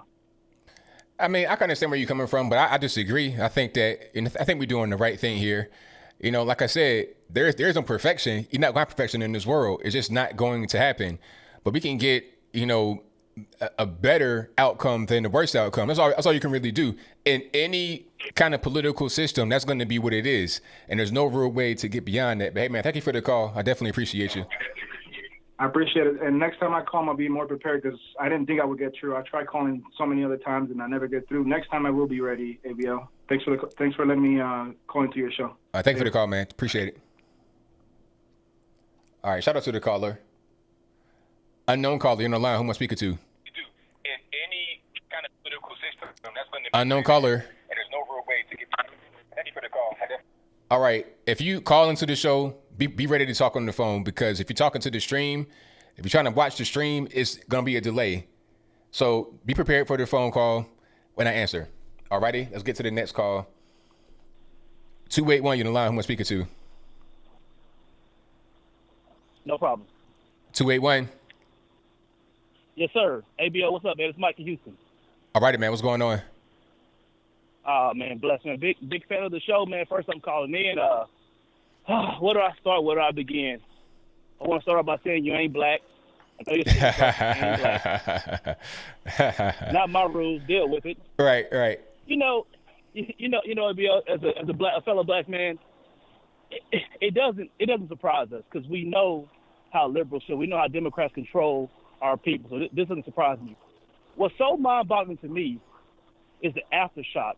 It's the bug dancing and cooning and the Simone Sanders telling us, well, that's not what Joe Biden said. What he meant was it's his record in the black community. You should look it up. Do you really want to look up Joe Biden's record in the black community? Exactly. That was my point. It's like if you look it up, you're gonna find some things you don't really want everybody to know about. It don't look too good for you guys over there. it's mind-boggling. And the crazy part is that, you know, I was having a conversation with a couple of my friends, and I said, you know, I don't care what you say or how you view Trump. That's your opinion. Have at it. There's nothing more racist than legislation. There's nothing more racist than legislation. You're going to tell me Trump is an ultimate racist because there's good people on both sides? Okay, have at it. Do your sound bites, whatever. What's more racist than 1994 crime bill? That's right. And then on top of that, on top of the crime bill, they asked Biden recently, do you want to apologize for that? Bill Clinton apologized for it. Do you want to apologize for it? Nope. I did what I did, so what? Why should he apologize? Why should he apologize when everybody's going to apologize on his behalf? Right. When you look at the First Step Act and you look at what Trump's doing and freeing black and brown people, minorities, he's literally fixing the mistake of Joe Biden's decision making with the 1994 crime bill. Like this, let's just call it what it is. Call it spade a spade. The crazy part is Joe Biden is never going to have his feet to the fire because the Simone Sanders of the world and D.L. Higgins of the world going to run out here and get buck dancing for him. Well, I mean, he said it, but I mean, he got a point. What point does he have? Do you know how entitled a person you have to be to tell if you're white, tell a black person they're not black? Do you know how entitled you got to be? A white 77-year-old white man from Scranton, Pennsylvania, told Black America they're not black if they don't vote for him. Yeah, that was crazy. That was totally crazy. Mind-boggling. Yeah, it is. You know, and I want to touch on something from the last caller who called in. Listen, man, get out of this whole idea of how corporations spend their money. Those are liberal talking points. Understand something. Corporations employ more people than anything else. That's why they get the biggest cut of the pie. Now, if you want to tell me that you don't think that the VP should get a new yacht and the president shouldn't, I'm fine with that. But these people employ employees. That's how this whole thing works. So stop with this whole, we got to eat the rich. How are we eating the rich when the rich are employing these people? You can't have it both ways. That's right. That's how this thing works. That's right. You know? So, yeah, that's my 2 cents, man. Hey, look, I appreciate everything you're doing. Never stop in this battle. To all you black people who aren't black, open your eyes. Because Joe Biden has decided to tell you exactly how this thing works. You know, Trump 2020, and I'm gone, man. Thanks for the call, man. Definitely appreciate you. All right. Shout out to the caller. Great call. Caller was right on point. Absolutely. Yeah, the whole thing about corporations, you know, they got a lot of employees and they have to pay these people. And if the like, okay, let's say you give all the money that you would have given to a corporation to like all of Americans, how long would that money last? You got to be able to have that money into a company that has millions, if not billions, in operating costs, payroll, all that kind of stuff to keep it going. All right. So people can have their jobs where they're getting paid 70, 80, 90,000, 100,000 a year, 40, 50,000 a year every year, not just, a one-time check for $10,000 every year for years. You getting benefits, the whole 9 yards. It's a little bit deeper. And then, not to mention the things that they provide, their services, like flight across the country. Like these things, it gets deeper than just, some money, like a check. It's a little bit deeper than that. Let me get to the next call. All right, caller. What's going on? Oh, it's Snap Turtle. What's going on? What's good, man? Everything's good, man. It's good. Let me ask you something.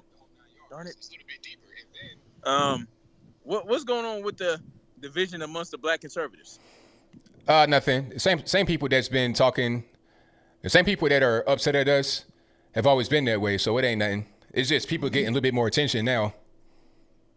Now, is it because of the different stances on the Arbery case, or is it because of something else, or is it a long-standing issue?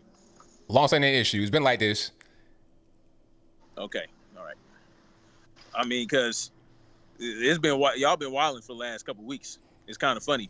Yeah, because they're getting more attention. That's all. The people were not getting attention before. That they were saying the same things before, but they weren't getting attention. But now they are.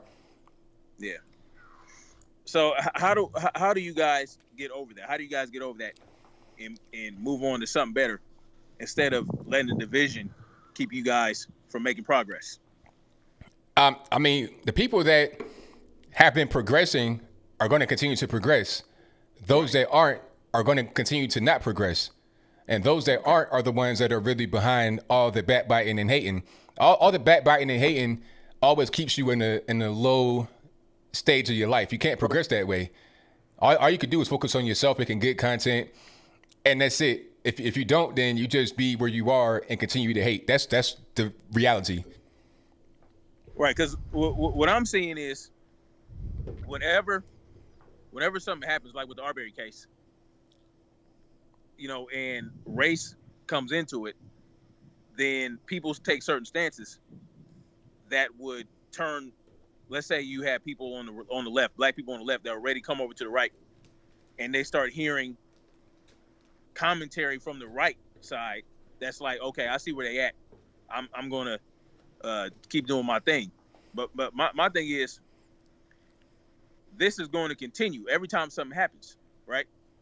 Every time something happens, this is going to continue, and I'm trying to figure out how do we get past all that and just coming together as one people to progress just as a people. No left, no right, but just toward freedom and toward everybody on the same accord, even if we have differences. Like, how do we allow people to have their differences at peace? And we do our thing, you do your thing. I mean, all you can really do is have people that just stop hating and stop backbiting. That's all they can do, because the people that are successful and the people that have a particular view about these things, they are going to continue to do what they're doing. They're not going to change. So the people that are hating, people that are unsuccessful at what they're doing, they're trying to become successful, they got to change. And if they don't, then they're going to continue to do that. So there's no way that we're going to be able to get together. At a certain point, people are different. You got liberals, conservatives, you got people that, believe in total anarchy, people that believe in total shutdown, Nazi government, people in between. People are different. So if people don't become the same, you're not going to be able to be on the same page. Now, as far as the public fighting, people just got to stop fighting. And if people are still kind of like stuck in this young mindset of the hating and the backbiting, they won't be able to get beyond that. Personally, I don't really care nothing about that. I'm focused on, making my content, talking about the news of the day, and expressing my opinions and viewpoints and giving out information. I'm not concerned with anything else, really. No, I hear you. But I really don't. Well, it's getting kind of old now, but it's really not. In regards to the Arbery case, do you still believe? Is it still your position that Arbery attacked the McMichaels first? That's what the video says. I don't see the McMichaels attacking him in the video. So if it's a new video that comes out that shows something different, then I'd be wrong. But from what I see in the video, they're standing there stationary, and then he comes to them. Now the argument could be, well, they shouldn't have been in this way. They were chasing them. Maybe that's an argument, but as far as the attack, because when you go to court, they're going to say self-defense. He attacked my client. Now, the other side is going to be, well, he was chasing my client. But right. if it goes down to the letter of the law, and self-defense means if you are not attacking somebody, you're standing stationary, and then they attack you, the law is going to win. So the law is really only what I'm concerned about. Personally, I think that they were overzealous to chase him. They probably shouldn't have done it, and they probably should do some kind of jail time because of that, because of the way that they were chasing him. But is it murder? No. They're going to beat that in court. And then they got the other guy. They got the other guy locked up on murder who beat that too.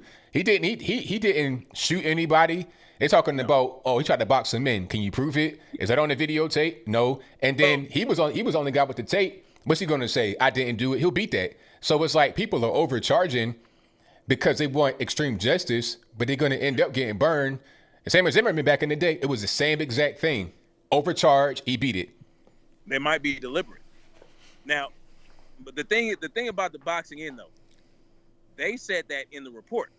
They told the police that Roddy told the police that he tried to box him in the first time. So it was them that the whole reason they're in this mess is because of their own actions. Uh-huh. The McMichaels leaked the tape, right, which sparked this whole situation, and then Roddy told the police that he tried to cut Arbery off too. So when you're doing that action, you're performing that action, that could be considered false imprisonment or kidnapping. So, like I've been saying, I think the reason they charged him with murder is because if you do something like that, if someone dies during the commission of a crime, then they consider that murder. But the whole thing is this, man. You know, everybody keeps saying don't bring race into it, but everybody uses race when it's convenient for them in their argument. And that comes off as hypocritical, right? So if we're going to take the stance of let's not bring race into it, then let's completely back away from that. Because what I'm seeing is when certain individuals state facts and don't even mention race, if those facts or their understanding of the facts goes against their what these people believe, then they call them race baiters. They call them, oh, you're pulling a race card. When that individual never even mentioned race, he just said, look, Arbery never committed a crime in the first place. So when people take that stance, they're automatically race baiting. But see, the point is though about Arbery, nobody would know his name at all if he was not black and the shooters are white. That's a fact. Nobody would even care. Nobody would care about that because it wouldn't be like people in this local area would care, his family and friends, just like anybody else that dies. You know, when my cousin and whatnot got shot, killed, locked up or whatever, nobody really cared nationally. You know, we cared, people that knew him cared, but it wasn't no national story. That's the only reason why it's a story. So the race is brought into it just to point out the obvious elephant in the room that everybody can see. It ain't that we trying to inject race into it. It's just there. We just pointing it out. It's like, here's the reason why it's a story. And everybody knows that. That's not even something that can really be debated. Well, I will say this, though. He died in February, right? He died in February, and this didn't come out until earlier this month. So whatever had, like his family could have made a big outrage about it. It didn't happen until this video came out. It was the video. It was the McMichael's action that caused this whole uproar. Now, when people saw that, did they start? Yes, it did spark that outrage, but initially, it didn't happen like that. So, when you look at that, it's like, okay, they screwed themselves up. The McMichaels did this whole thing, releasing that video too early. That should have been, that could have been something that could have waited until discovery, right, during the court hearing and during the court proceedings. But because they leaked it, people saw it and they thought it was going to get them off, and then boom, this whole thing happened. And now it's exposing a lot of BS on both sides in my mind. And that's why I'm like, look, this whole thing is a distraction, right? Because you're right. No one would care if it was if everybody was white, nobody would care. If everybody were black, nobody would care. If the victim were white and shooters were black, nobody would care. The only reason why anybody cares is because white shooters, black victim. And it was caught on tape and it went viral. That is the only thing that even really matters. And then when it comes down to the law, that's all that really matters. And that's all it's going to matter when it comes to the court. And that's pretty much the end. My question is this though. Why who's responsible for that? The media, right? Well, I mean, the media can put out stuff like the media could put out stories, but anybody but hold on. But see, you know what? It wasn't even the media. It was us. Because remember, it went viral first. Then it was a big outrage. Then that's when it hit the media. When we got outraged, they picked up on it. Same thing as everybody else. It goes viral on social media. Everybody's sharing it. Justice for X, Y, and Z before it hit the media. Then they pick it up because they see the traction on the internet, and then it gets blown up bigger. But it happened on the internet first, and it's us that saw it, and then we blew it up because of the racial component. Yeah.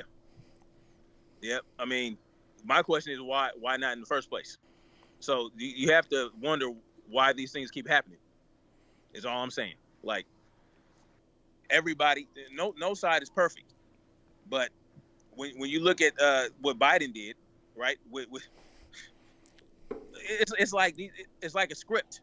What Biden did with the whole "you ain't black" thing, right?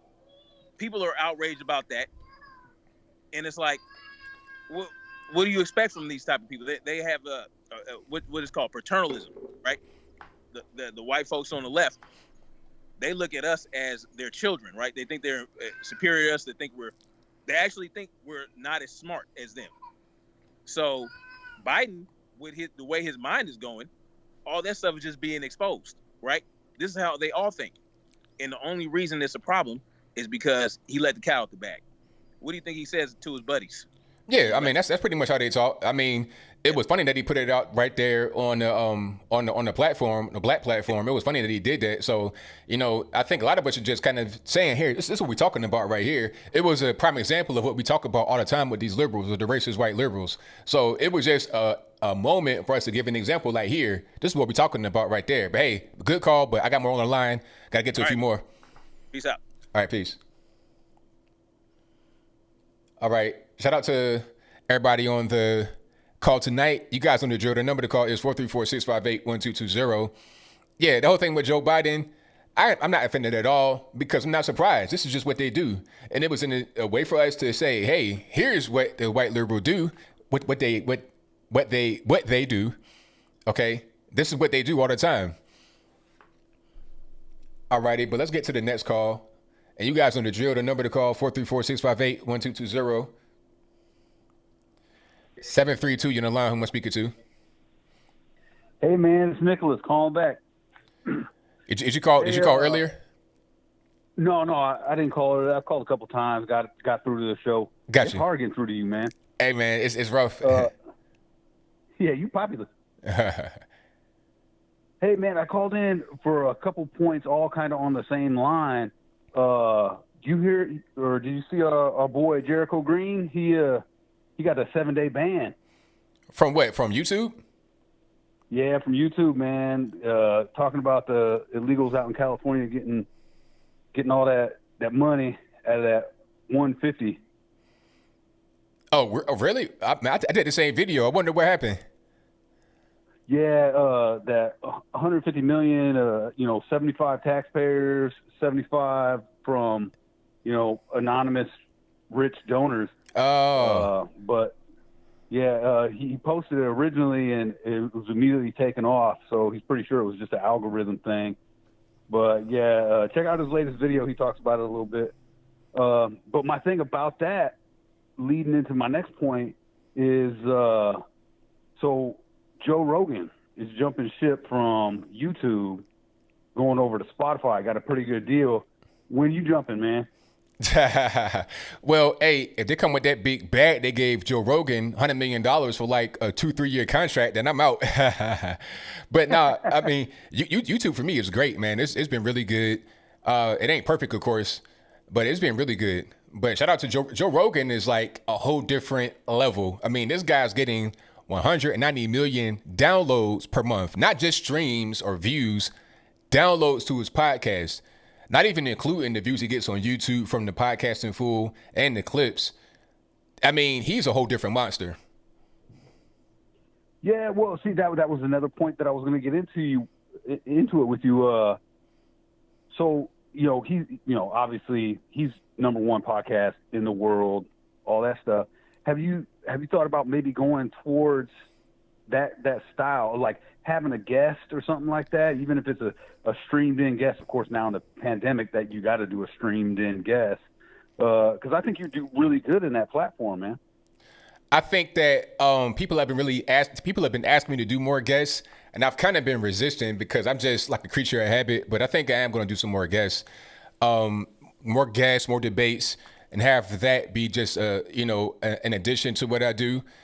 And I think I will end up doing that because that seems to be really where a lot of growth is, and having guests, people on like Dave Rubin, Joe Rogan, a lot of other people do the same thing. So I may end up doing that.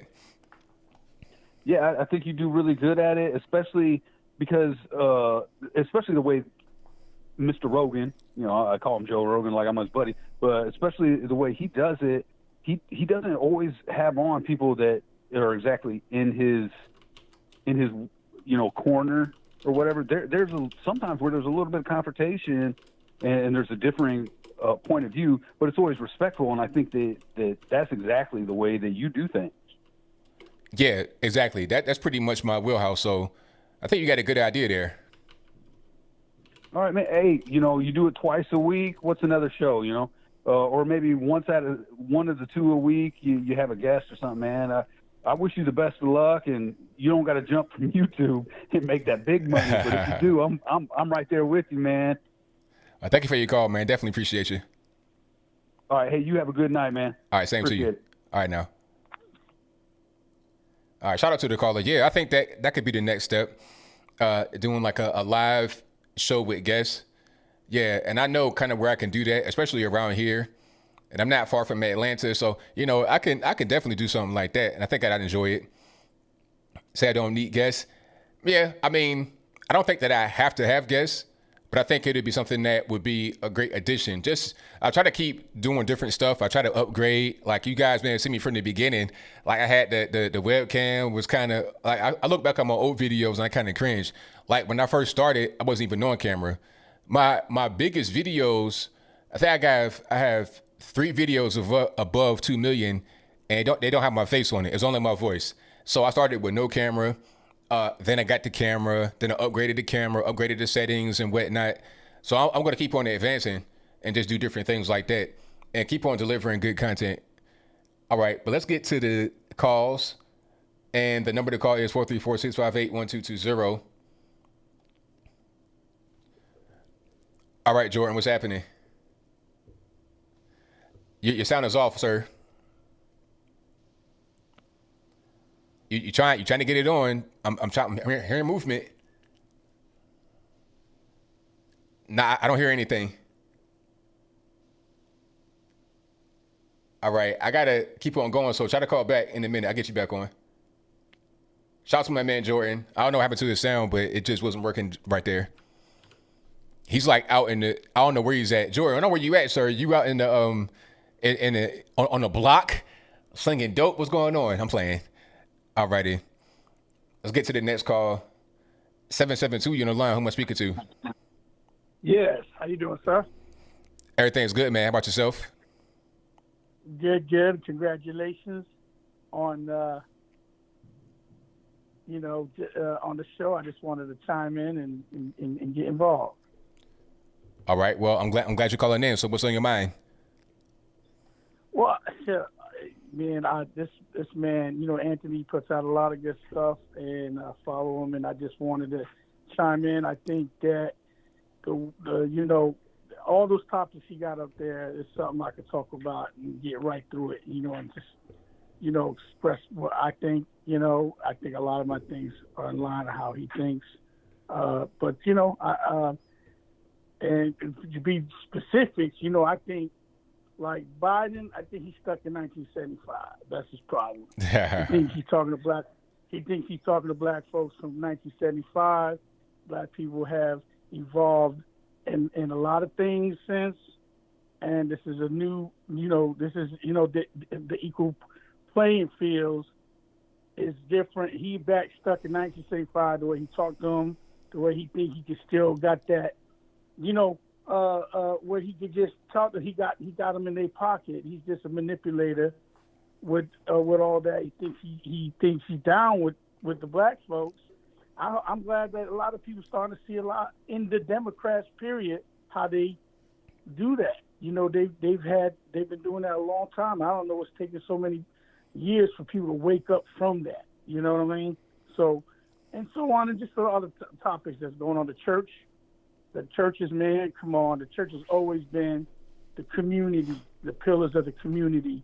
I mean, who's the first one that's going to give you some food and comfort you and do the things that you need, waiting on the government? But who's always been the people in our community? It's the churches, the mosques, wherever your faith is in. I'm glad the president just, had enough and said we got to do what we got to do at this point and let people get back to getting around people that care about each other, and not wait for the handout. You know what I mean? And so on and so forth with also the other stuff, the scams, the mail, what's going on. I think people are pent up. No excuses for what's going on in their nursing homes. I worked at one as a nurse. I used to see some small stuff here and there out of frustration, but ain't no excuses for really anybody hurting people like that. That person needs to get help themselves for doing stuff, And I've seen small versions, nothing like crazy like that, but things that was borderline myself, and I used to have to tell people calm down how they getting because of stress that's on them, so and stuff like that. Right, absolutely. I'm with you. Yeah.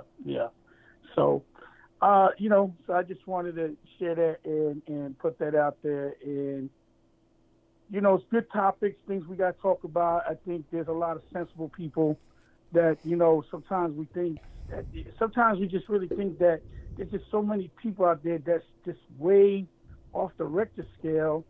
I can't believe there's that many people out there that's just, when you see these topics and you bring it up here, that they feel that far from just being sensible in the middle about reasonable things, man. The churches, the way you talk to people, taking things for granted, all these topics up here, man, are very, very heartfelt topics, what's going on right now, and just it's where we at. We got to be real with what's going on and put it out there. I hope that people speak their mind and stop being scared about, people being always whatever way you want, political correct on everything. I think we're over that, man. We got to get past that, man. We got the man in the White House ain't political correct. We got to get past that. That's the way he is. And not everybody's perfect what they do. No, there's a few things that you say, wow, he went there, but I think that's what we have to do. We have to be a lot of people on the left, they just so cunning on how they do things. They're just so cunning. The agenda is always underlined with something for them. And, so I just wanted to touch base on some of these things that's out here that we're talking about, man. So I appreciate it. Just wanted to put out my feelings on it. Thank you for the call, man. Definitely appreciate you. Yes, sir. I hope success. I've been watching you. Very smart and very on point with things, very unbiased. And I think the race thing need to stop. Man, we just come a long way. I think we've had some setbacks over some years. I feel like, I'm 52 years old. I grew up in a black community. My wife is black. I am not. But I stay in my lane with things. But I think sometimes I know what's going on more than a lot. I can't realize. Sometimes I can't even understand where people can't even get somewhere in the middle where you can even have these conversations. It's crazy. But for me, I just appreciate it. I tune in every day to see what's going on. Very informative, very unbiased. I know it's never about race. It's about what's right, what's true, what's, just. And that's what we need to hear, man. A lot of that. It's too much crazy stuff out here. You got to weed out so much just to get some good information and some unbiased, news and information. So kudos to that. Thank you for that, man. Definitely appreciate it. All right. Well, God bless. God bless you, man. All right. Thank you. All right. Shout out to the caller. Great call. All righty. Before I get to the next call, I got a quick commercial break for you. If you guys, I don't know if you guys have seen that I did the You Ain't Black shirt, similar to Trump. You know what? When those shirts came out, I think Trump had some, and I was like, okay, I was going to do the hashtag shirt anyway. So I was like, you know what? Let's do it. Let's go ahead and do it similarly to how it is on the other site. So this is on my store right now. You can go check it out. Matter of fact, hold on. Let me go ahead and just put this link in the chat. Give me 1 second so I can put the link in the chat. And you guys can see it. Link right there. The You Ain't Black. Let's get back to the You Ain't Black. So that's a shirt right there. And then I have just different shirts, coffee mugs. That's a Samsung phone case. It's different cases you can get to. iPhone case, women's tee, sticker, women's V-neck. I got all kind of stuff. And then I have ones that got color in it. Let me show you those right quick before we get to the next call. The ones that have color in it, I'll put a link in the chat too. But those I got, let me see, let me show it. So they come in just black normally, but then you got red, like a gray, light green, darker green, kind of a Carolina blue, you know, all that good stuff. Different stickers. Yep. So they're here on the site. You can get them as a gift. You got Father's Day coming up. So it'll be a nice little gift. Get your dad a "You Ain't Black" shirt or whatever. I got some new hats on the site. Oh, I want to show you. I want to show you guys my hats right quick before we get to the next call. Cause these hats, but like I said, I make everything on the site. I design everything. I am a graphic designer. This is my favorite hat that I made right quick. I wanted it to be just like the flag because I designed that flag on the wall. So I took that same type of design and put it in the hat. Okay, this is just a regular snapback version of that one. Then you get the dad hat. It's more kind of flat and low profile. I'm wearing right now the trucker hat, and it's available in that style as well. I got these coming. They're going to be available. Like I'll be wearing those like in a minute. I got a few myself that I ordered, and there's one hat. Oh yeah, this one is going to be hot. And in summertime, you go to the beach or whatever. Hold on, you got the white "We the People." So just the same as one I got on right now, but in a white hat with the black text. Now, as soon as Teespring does like all around, this is the trucker style right here. As soon as Teespring does all around, it's going to be a wrap. Okay, matter of fact, hold on. So that's the back of it right there, the trucker style, same as mine. And then you have the snapback, and the back of that has just like that. And then the dad hat has the back with the strap like that. Okay, so that's all available right now on my store. You can go to ablmerch.com, and that'll be there. Okay, no more commercial breaks. Get back to the calls. Number to call, 434-658-1220. 626, you're on the line. Who am I speaking to? Hi, ABL. How are you today? I'm doing pretty good. How about yourself? I'm doing fantastic. This is Marina calling you from California, Los Angeles, to be more direct. All righty. What's going on?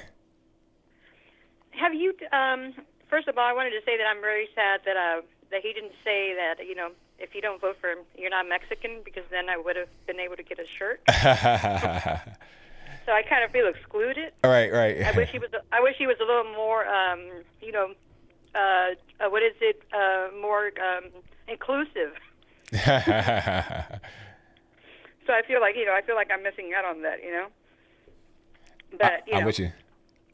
Yeah, I bet. But listen, on a more sobering note, have you guys discussed only because I had somebody over and I wasn't able to listen to your show real quick.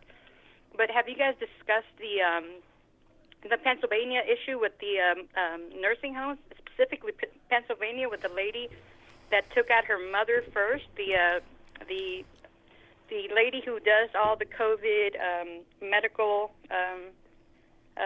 criteria and whatnot? She's the director for Pennsylvania's medical, COVID leadership. And she went and she took her mother out of the living home, out of the old people home, and then afterward started having the COVID patients put into the homes. But she got her mom out. She got her mom out before she started doing that. The quote-unquote lady, the ma'am. Yes, the Levine, the one with the crazy Weird Al Yankovic's hair. Yeah. Yeah, her. Yeah, I saw that. Now, I did a video about quote-unquote her, and I totally forgot about that part of the story because the video I did, she went on. She was doing a press conference, and everybody was able to get their questions in.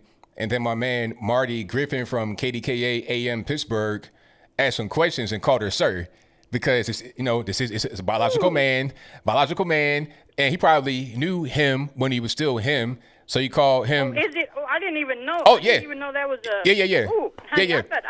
I thought that person just got hit with a stick real hard. No. That's a man. Ooh. Well, that's kind of good. That's kind of good news, because that is one ugly excuse for a woman. She would have, just been born that. I would have been sad. At least there's a reason. Right. Exactly. So, I forgot. No, baby, I didn't know. Yeah, I forgot all about that part. Totally. But yeah, that's how they do. My husband was laughing at me. He said, "Yeah, there's two of them. The first and the last." But yeah, so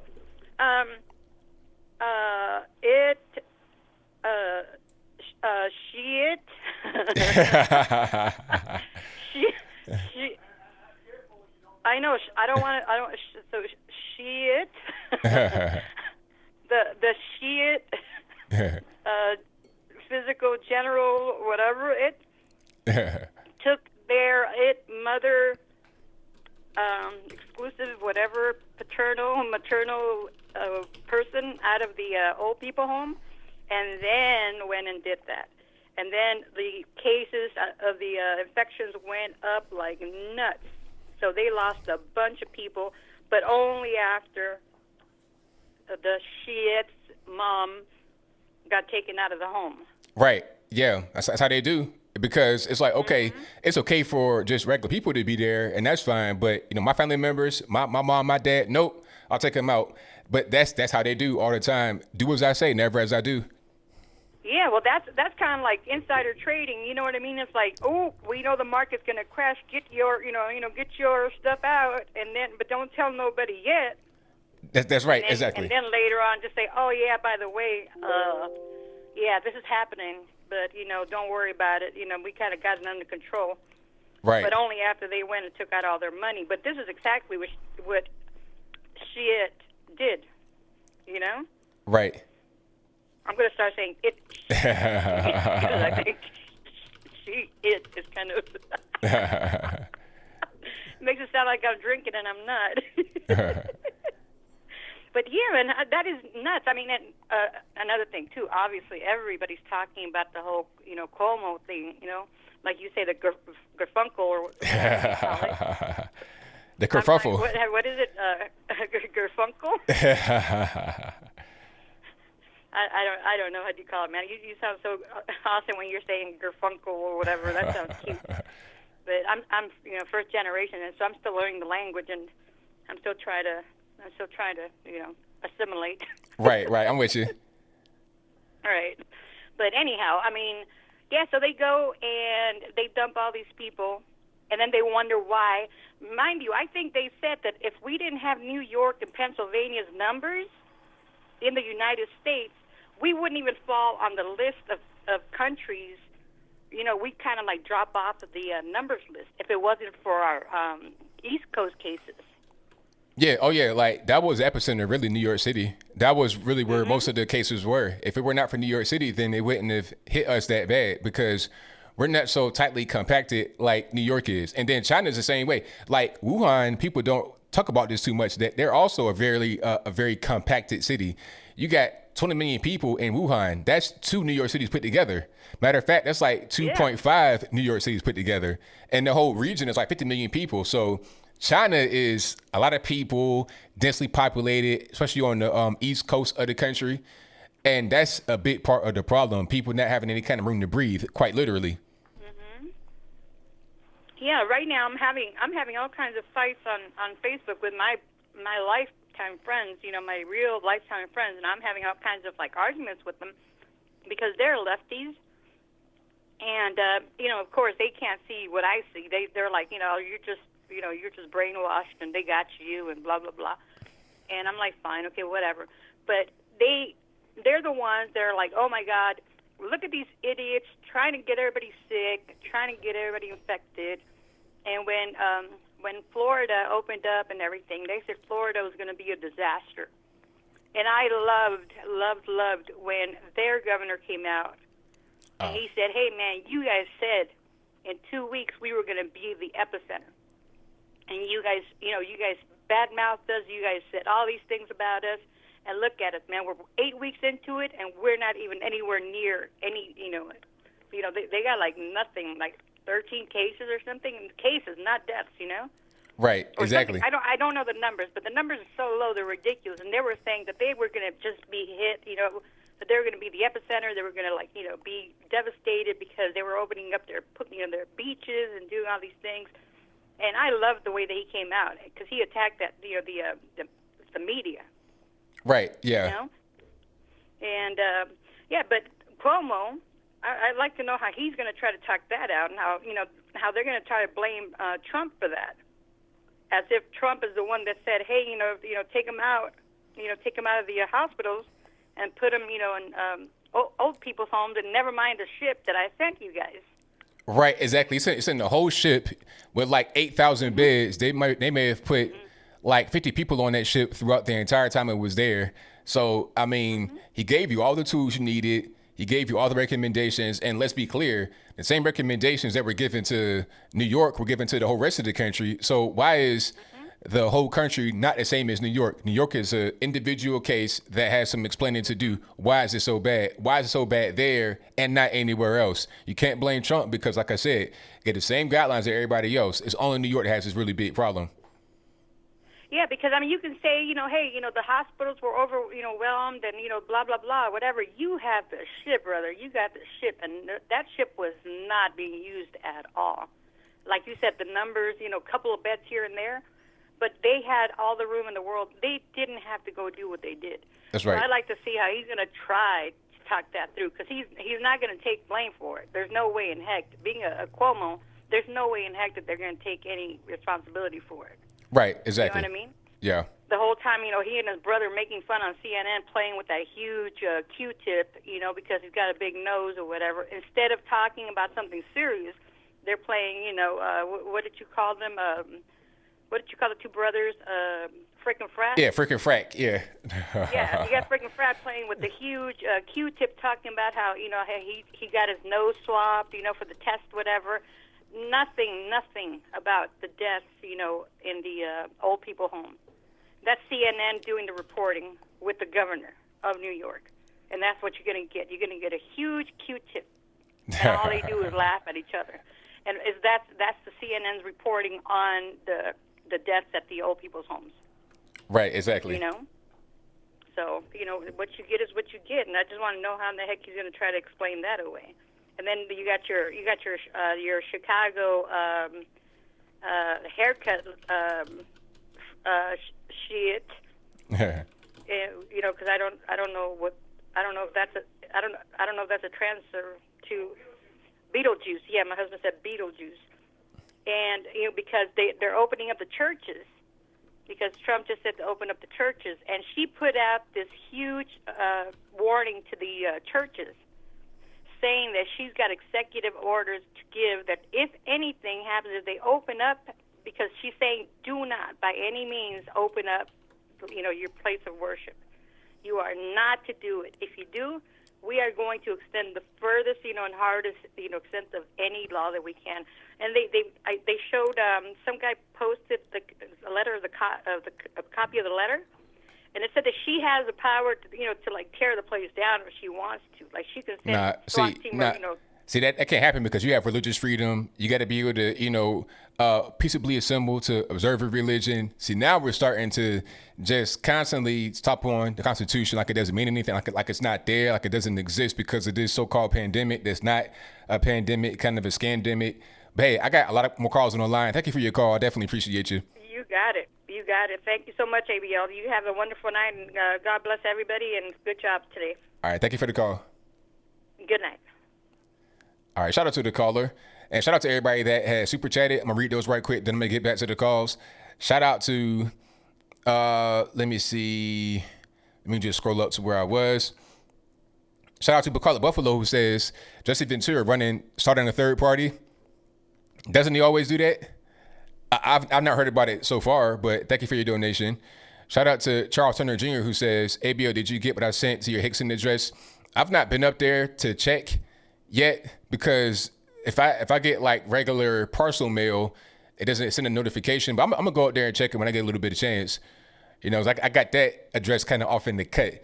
But thank you for your donation, man. Definitely appreciate you. And if anybody wants to send me anything, my P.O. box to the Hickson address he was talking about is on my website, anthonyblogan.com. Shout out to His Gays Incorporated, who says, as long as we hold each other accountable, we'll be all right. I think you handled that last caller well. Bless you, man. Keep doing your thing, fam. Hey, thank you for that, man. Definitely appreciate you. Shout out to Miss Amy Moore for the donation with the keep it up emoji. Most certainly appreciate you for that. Thank you to Richard Everett, who says, give everyone else plane tickets, talking about the situation where I was talking about the corporations getting monies. Thank you for that. Shout out to Stymie, who says, ABL, Joe Biden is real white privilege and his ilk. There you go. The super white privilege to go on the TV and say, hey, if you black, vote for me, or you ain't black. super white privilege. Shout out to Definition of Anarchy, who says Joe Rogan also jumped ship because of YouTube censorship. I think all big YouTubers should threaten to walk if they don't cut the censorship. I mean, all these companies are going to do the same thing, really. Spotify, same thing. Like, it's just a matter of what the advertisers are going to want to have. That's all that really matters is the advertisers. Because remember, when PewDiePie did what he did or said what he said, the reason why they kind of cracked down on videos is because the advertisers, they were boycotting, they were leaving. 88% of YouTube's revenue was advertising. So if the advertisers are leaving, then what are they going to do? It'd be the same thing with Spotify anywhere else, because how they making the money through ads. So the same people that put ads on YouTube put ads on Spotify. It's all it is a matter of who got the money. That's why Joe Rogan left. If he didn't get the money, then he would have just stayed where he was at. It wouldn't make a difference, because he could still put the podcast out however he wants. He could just have his website, put it out with no middleman. He has 190 million downloads a month. He's going to do what he wants to do regardless of what. But shout out to Leo Ox, who says, ABL message for our audience: always protect the weak, young, and elderly. There it is, 100%. Thank you for that. Thank you to Shane, who says, have you considered covering material by Walter E. Williams? His material covers the fundamentals on liberties, morality, currency, and so on. Nobody covers fundamentals anymore. Maybe so, but I'm kind of at this point kind of a news guy, but I may do that occasionally. Thank you for that. Shout out to His Games Incorporated, who says, great caller, she was funny. Yeah, shout out to her. Most certainly appreciate that. I thank you all for being here. Definitely appreciate you. The number to call is 434-658-1220. Again, 434-658-1220. Let me get to the next call. All right, Jordan, what's going on? Is this better, ABL? Yes, sir. We got a sound on deck. We good money. All right. What's up, ABL? How's things going? Everything's good, man. Can't complain. Sorry, I feel like a boomer with all these technical difficulties, It's all good, man. It's all right. It happens. Yeah. But about Joe Biden's comments, yeah, they're really disturbing, and I see this trend a lot in politicians coming up, where this idea of having a black thought or a black voice or doing a black thing. Are you familiar with Star Trek? No, I'm not. Star Trek, okay. Black Captain Sisko. He was at a convention a few years back. The actor who plays him, Avery Brooks, and he was asked, "What does it feel like being the first black captain to head a Star Trek show?" And he was like, he didn't think much of it, and that he didn't wake up in the morning and ask himself and tell himself, I'm going to do a black thing today. And I think that's really an issue I have with this commentary, this idea of associating something with it being black, and you refer to it as that thing. Because really think about it. If you think about that logic, if you think about the concept of white privilege, and then you think about if you subscribe to this idea, then under that logic, and I've explained this before, but I'll just go into detail. If you believe those two things, then all you would have to do is quote unquote think like a white man, and you would achieve said privilege, which is kind of dumb in itself. And to go even further on fringe, it kind of only feeds those race realists the notion that a skin color is an assertion of a certain attribute. Like, if looking at demographics, one could say, based on this ridiculous logic, that a black thing is committing a crime, or a black thing is not being a father to your child, and it only detracts from people like me and you. It's a very scary thing. I agree with you on that. It's like a stereotype, really, and then we got to just try to work beyond that, try to make that not really be the thing. And then it's weird when you try to say that's not really, the reality. People want to fight against you. It's like, man, come on. Like, you're trying to tell me that I'm doomed to this. It's just going to be my life. And then people grow up with that. Sometimes they just buy into it and they believe it. They say, okay, this is going to be my life. I might as well just go ahead and do it. And now you got a whole cycle going on, and it's really a shame. And he's not even actually referring to Trump supporters necessarily. He's actually referring to, because look at the turnout for black vote in the last election. it was like around 60% of black voters who were black people who were eligible to vote actually voted. So, and not only, and that doesn't even take into account people who were skeptical of Biden, nor people who decided to vote third party, like for Libertarian or Green Party. So what he's essentially doing is insulting all those black people and saying you're not black. People that are educated, people that are not in the penitentiary, people that have made something out of themselves, people that have, you know, their civic duty to go out there and vote, they're doing it. But all of that is just reduced down to you black, vote for me, and that's it. It's kind of crazy. Exactly. And I also found out something interesting. I found out, remember, during that interview, because I watched through the interview, he said that the NAACP endorsed him. But the NAACP released a statement saying that they don't endorse candidates. Yeah, I saw that. It said it didn't endorse anybody. But you know what? Joe Biden is either a liar or just he doesn't know what's going on. He might say something like that, but that's a dementia talking. You see what I'm saying? Yeah. Talking about I'm in Iowa, but he's really in Missouri. Yeah, that's really his decline in mental state really needs to be addressed. And I mean that whole thing was bad, and Simone Sanders is her response to that is like an absolute joke. Not only because she made a response on Twitter, I don't know if you knew, she basically just called it a joke and just reaffirmed Joe Biden's appeal to the black community. But the thing I have to mention is during that entire interview, he never really talked about his policies. When Charlamagne asked him about his black vote not being taken for granted, he basically went on and talked about all these black people supported me, you know, and then all the CBC, all this stuff. But he never really goes into policy.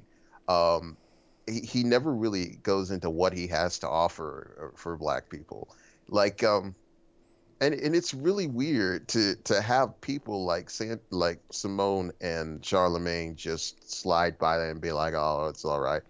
It's kind of it's worrisome, you know?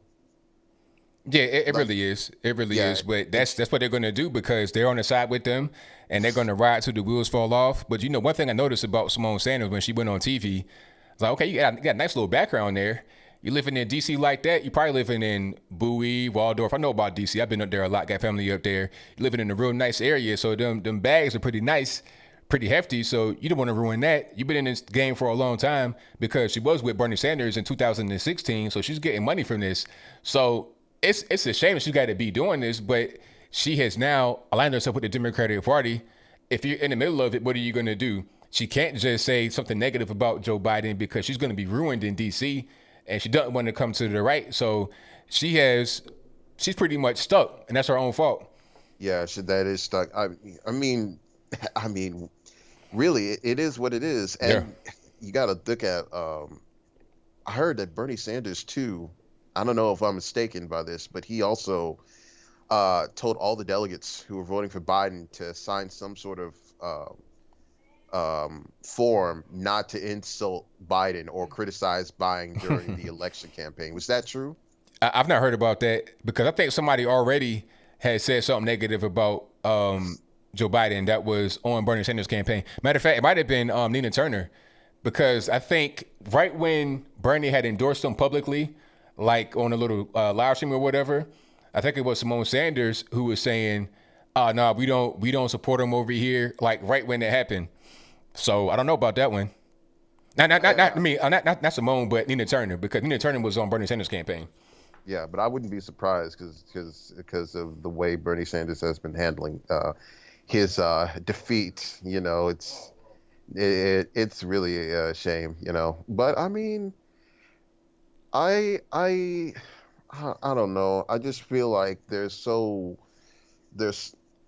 it's like people don't care anymore. They're just like, because I heard I don't know if it was MSNBC, that one of the main points for the election, one of the main concerns is simply stopping Donald Trump, which is such a terrible concern. Nothing to do with policy or anything.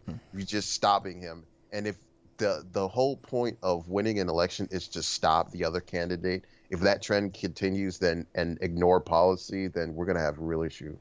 That's right. 100% correct. Yeah, but I'm not gonna be on for long. I'm gonna be chilling, watching my bro play some video games and trying to enjoy the rest of my summer the way it is. So I'll catch you later, ABL. All right, thank you for the call, man. Definitely appreciate you. All right, peace. Peace. All right, shout out to Jordan for the call. Most certainly appreciate him. He was on Skype, but for some reason, OBS wants to have Skype work to show it. Sometimes it doesn't, so I can't show it. But shout out to my man for the call. And the number to call is 434-658-1220. I got a little bit of time to get to the next call. Let's go to 406 on the line. Who am I speaking to? Hi, this is Alex. All righty, man. What's going on? Hey, so about this Joe Biden thing, man, I'm just curious. Could you tell me why exactly anybody would fall for this crap? I mean, obviously he's trying to, egg on a certain crowd. What do you mean? You gotta explain a little bit. Well, I mean, it's just like who would listen to what Joe Biden said and be like, yeah, you ain't black, blah blah blah. Like, what kind of person would do that? I don't really. It makes sense to me. I don't really understand.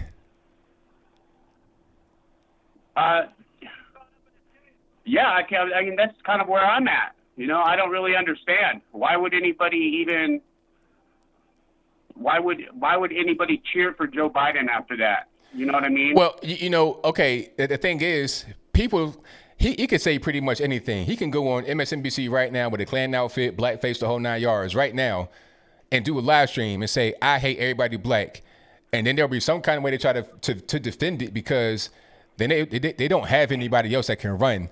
They know that he's not really a good candidate. They've known that from the beginning, but they know he has the most name recognition because of Barack Obama, because he was the vice president. They know that that'd be their best chance to not only try to win the presidency, which they're not going to win, but that's their best chance to win that, and also to retain some seats in the House, maybe take some from the Senate, which is not going to happen either, but that's their best chance. So it doesn't really matter what he says. He could say anything that he wants, and they're going to defend him. Yeah.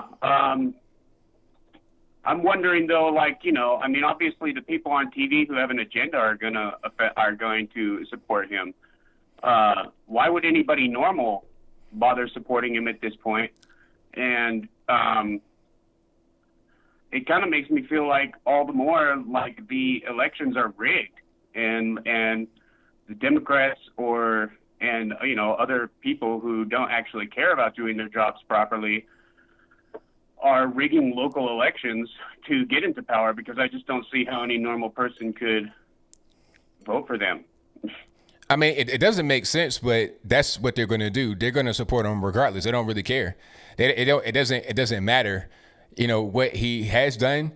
His prior record was enough to not have him try to run for president. It was even rumored that Barack Obama pled with him to not run. So, I mean, there's no secret that he's not a good candidate. They've been knowing that from the beginning, but that's their best chance. So, I mean, to say rigged, I mean, I wouldn't say the whole election is rigged. I would say that the Democratic Party, I would say the DNC is rigged for sure. The Democratic Party, if same thing happened in 2016, that was rigged on the Democratic side, because Bernie was like right neck and neck with Hillary Clinton, but all of a sudden she started winning a bunch of coin tosses and primaries, and they were deadlocked in the vote, like 6 in a row she won. So I think that whole thing was rigged. They were against her from the very beginning because Hillary Clinton had the money. So on that end of it, yeah, but the entire election, I don't think so, because if it were really rigged, the entire election, you'd be talking about President Clinton right now. Right. Well, I was talking about mainly local elections, because really the major election, in my opinion, doesn't hold a lot of power. The presidential election. Uh-huh.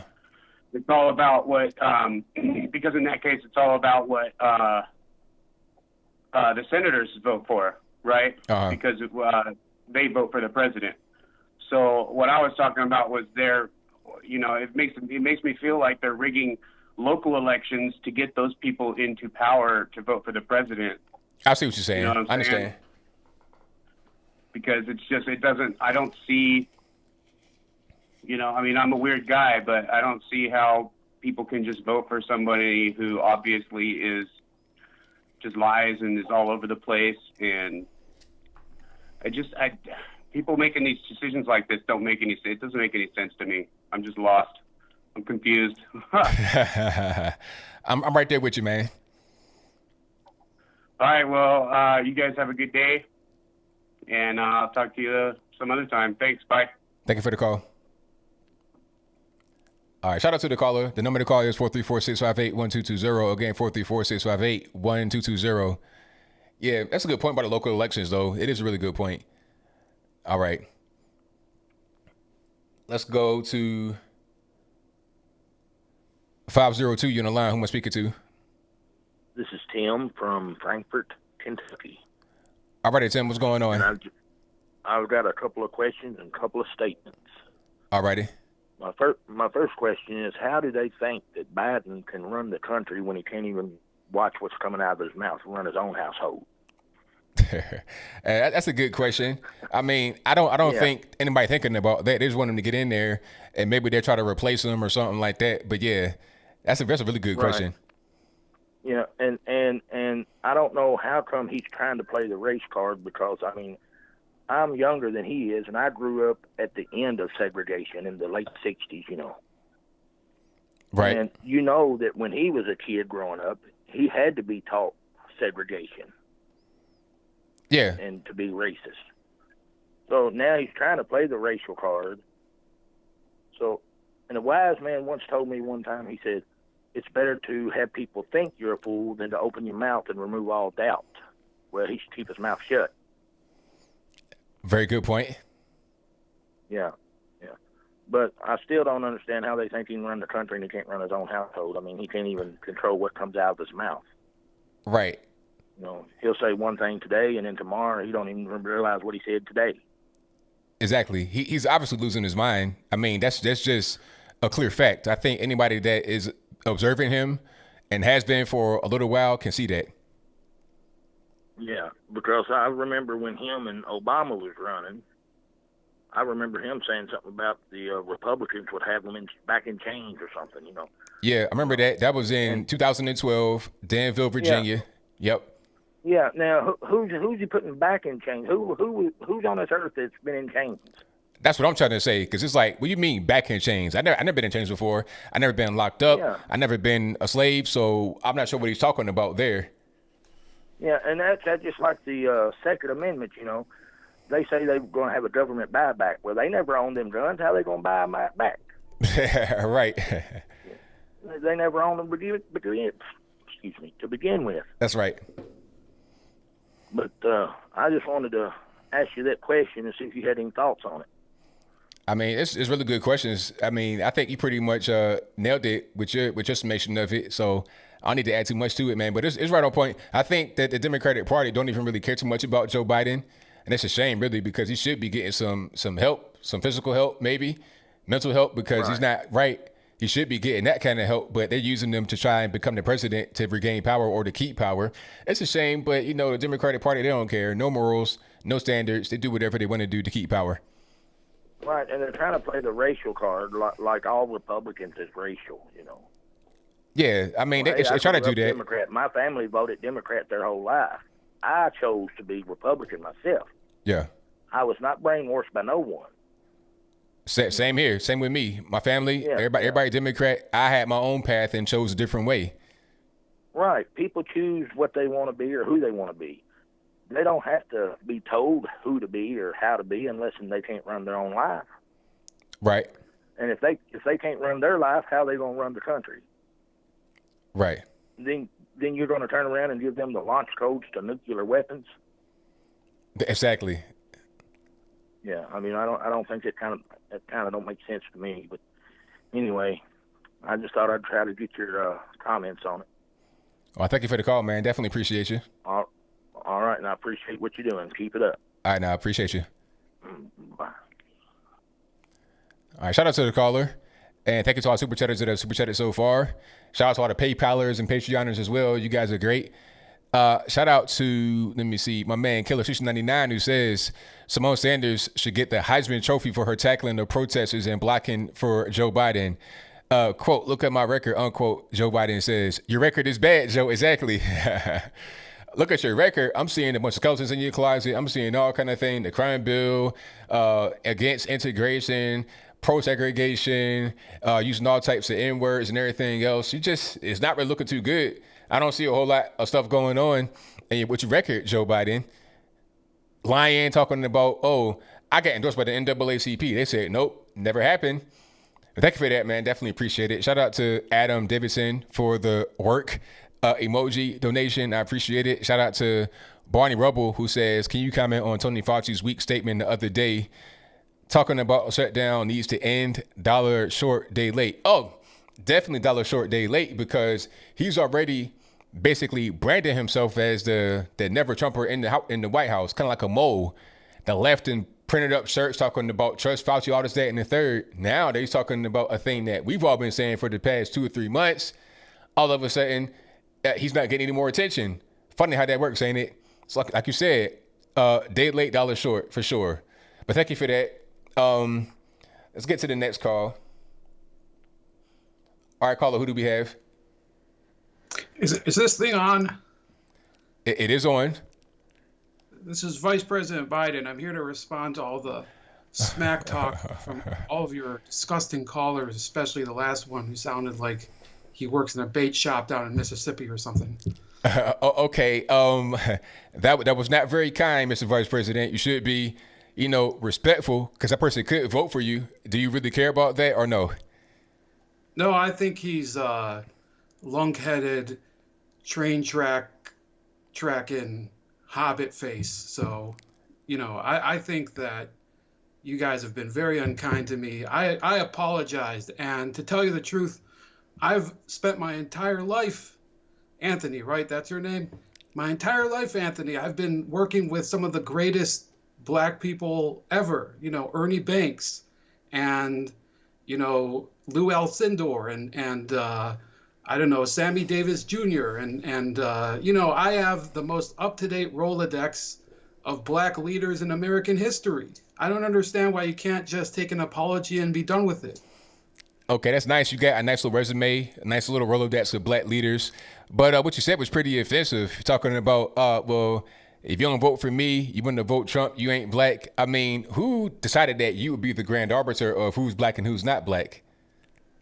Well, I mean, I could show you something right here. This is something that I got a couple years ago, and I don't think that you have anything like it. Hold on. This stupid Skype. First, they try to tell me to use Zoom, and then... Here, 1 second. Come on, man. Got to get it together. Come on, man. Exactly, Anthony. Can you see that? I see it. This is Yeah, that's why. That's why, Anthony. Do you have one of those? I gotta explain what's going on, as I can't show it on my screen for some reason, but this is like a friendship bracelet that says Joe and Barack on it. Is that what that is? You're dang right, and that's no malarkey either. I still have it. Wow, that's a little interesting, to say the least. Exactly. So I don't know why you guys are so pissed off at me. The one person that's really suffered from all of this was me. Just like everything else that I've done in my career, I've sacrificed the most, Anthony. Can't you understand that? What have you sacrificed? Well, because of all the, BITCHing yesterday, my wife had me cancel my, event with the League of Women Voters last week. She said that it wasn't a good idea for the activity I had planned over there. Oh, is that right? Yeah, I thought it would be perfectly rational to have a Guess the Shampoo contest with me blindfolded. And for some reason, Jill, she said, Joe, this is a one that you should sit out. Yeah, I think that she might have been right about that one. Definitely. You definitely shouldn't be on that one. Yeah. Yeah, so thank you. Thanks everyone for getting me in trouble with my wife. Hey, it was for the best. I trust me on that one. Listen, Black, I've been doing this for 55 years, and do you have a better idea on how to manage all of these, these kids who can't read right because their parents are stuck, selling, I don't know, pork rinds and working outside of the amazing savings? Wow. I mean, I'm not sure what you're talking about there. I'm kind of lost. I think that, parents can raise their kids and they'll be all right. And I don't think that everybody that's black is out there selling pork rinds and stuff like that. And that store, is that around anymore? We say Save a Lot. Is that around anymore?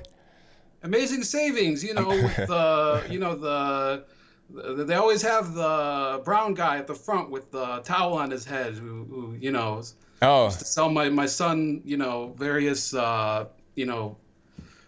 neighborhood pharmaceuticals. Oh, okay, yeah. I don't know anything about that one. The brown guy with the pharmaceuticals. I don't know anything about that one. So, yeah. I mean, okay. Let's cut to it. A lot of the people who were commenting, who have been seeing you on TV and radio lately, said that you are racially insensitive.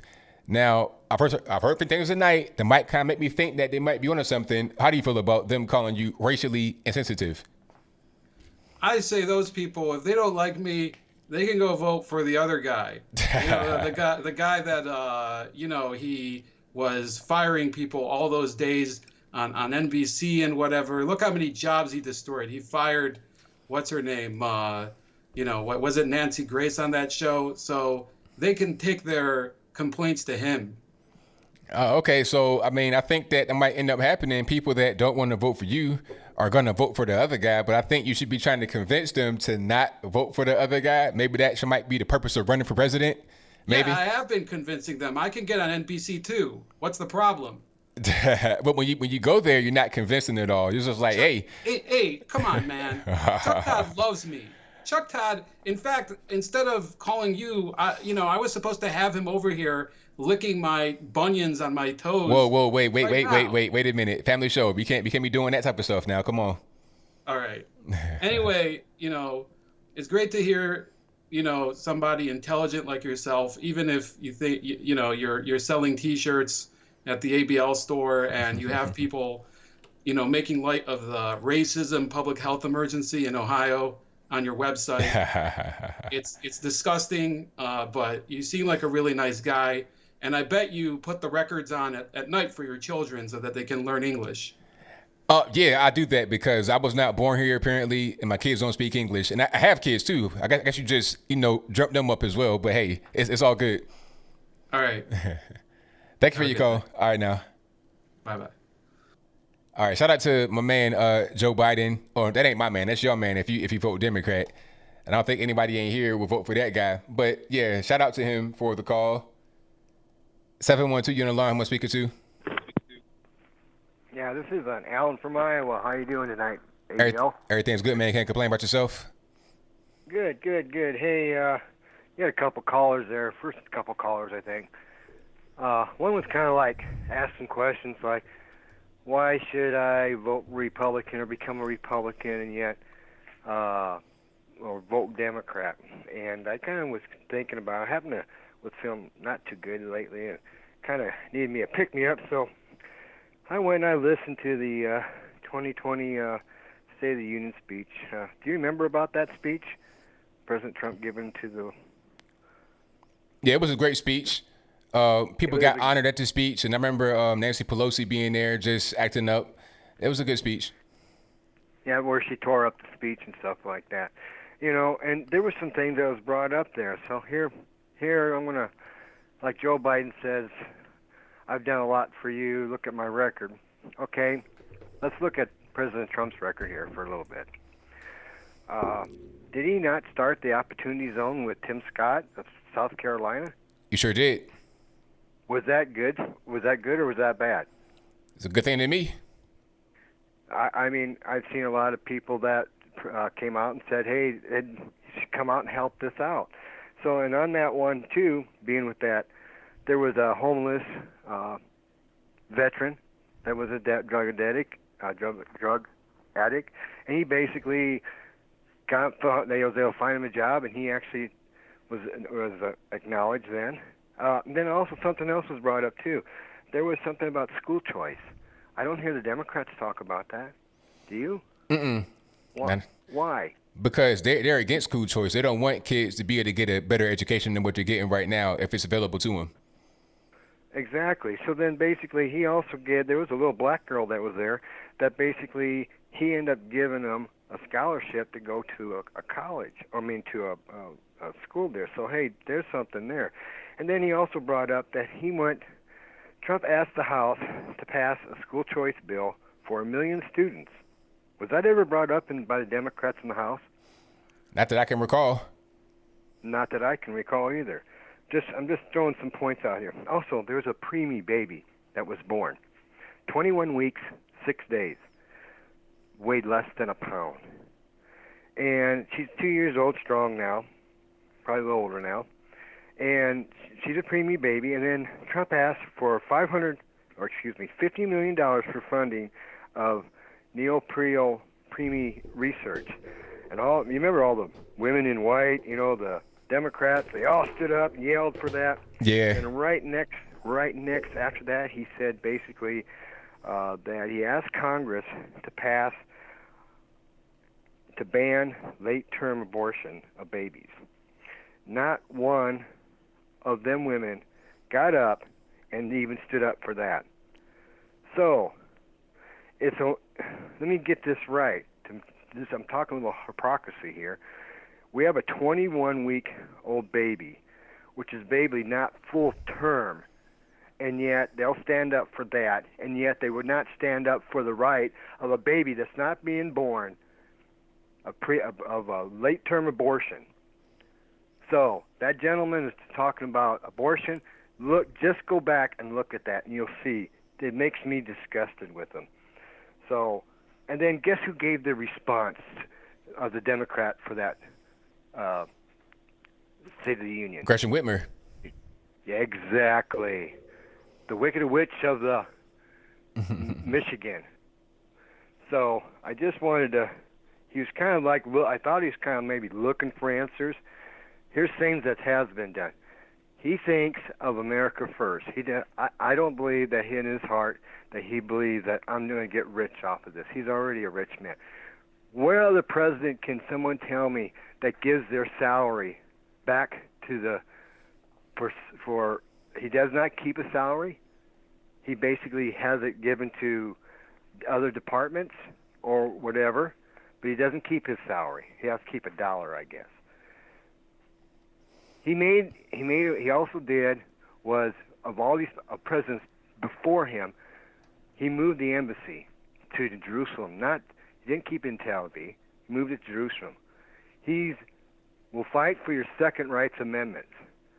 I think that he is going to also fight for any of these state governors that basically are not going to let the churches open up.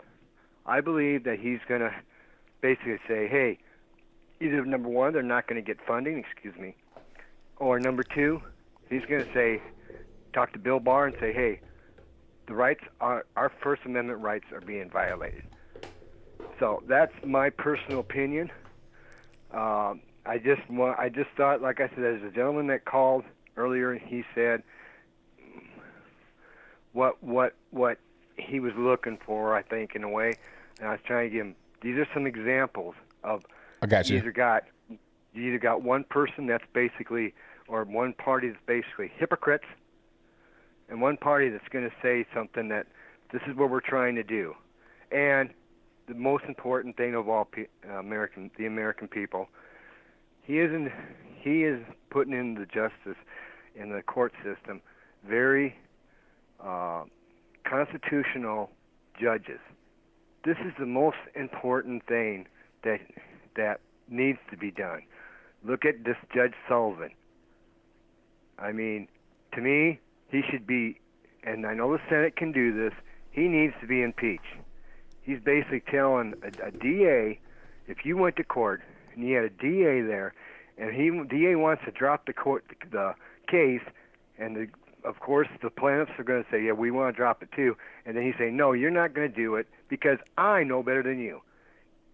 He's overstepping his boundary. He should stay in the judicial. He's not in the legislation. He's not in the executive.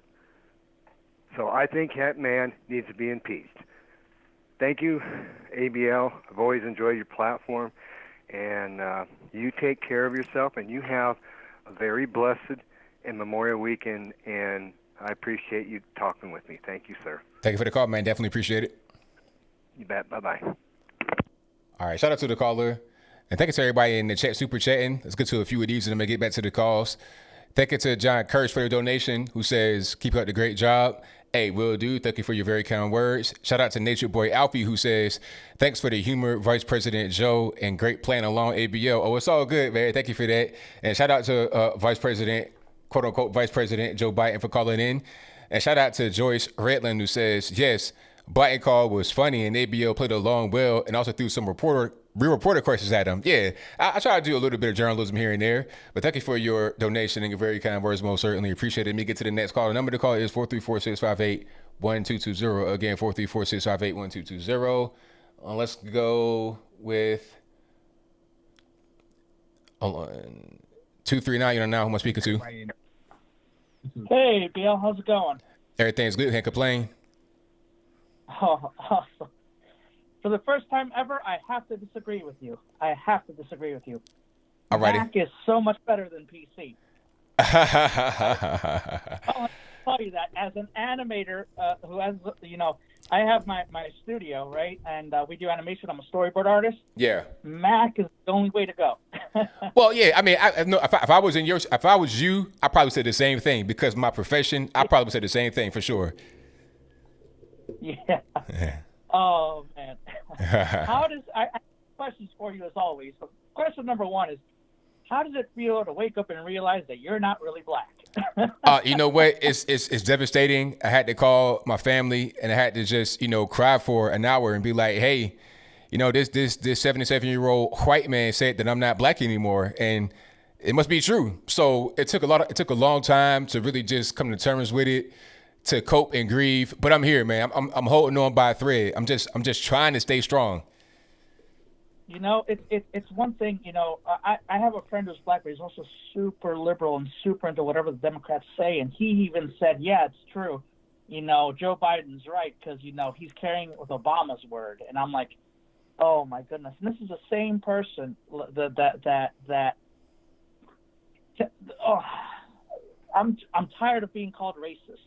I'm tired of being called I'm Jewish.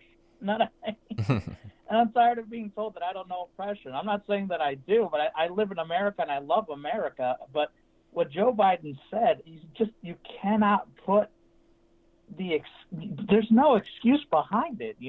There's no excuse behind what he said, and I have spoken with only a few black people who do agree with him, and I don't understand why they would. I cannot.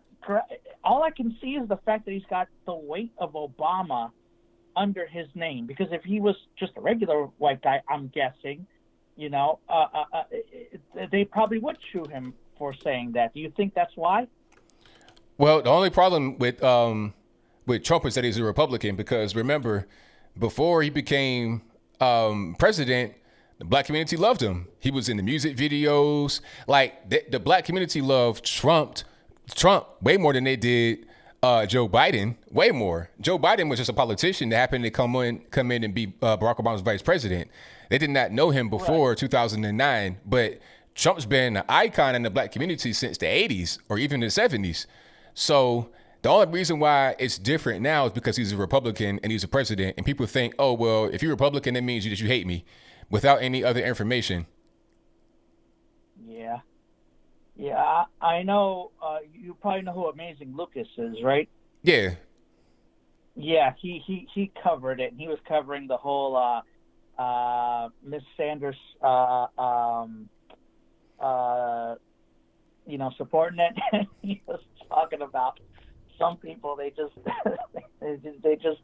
just that way, and I cannot comprehend that people are really just that way. Just whatever is said, yeah, sure, we're going to take it. Like that one lady that said, I don't know if you heard this one, ABL, but she said, I don't care if Biden boils babies alive and eats them. I'm still going to vote for him because he's better than Trump. And I'm thinking to myself, really?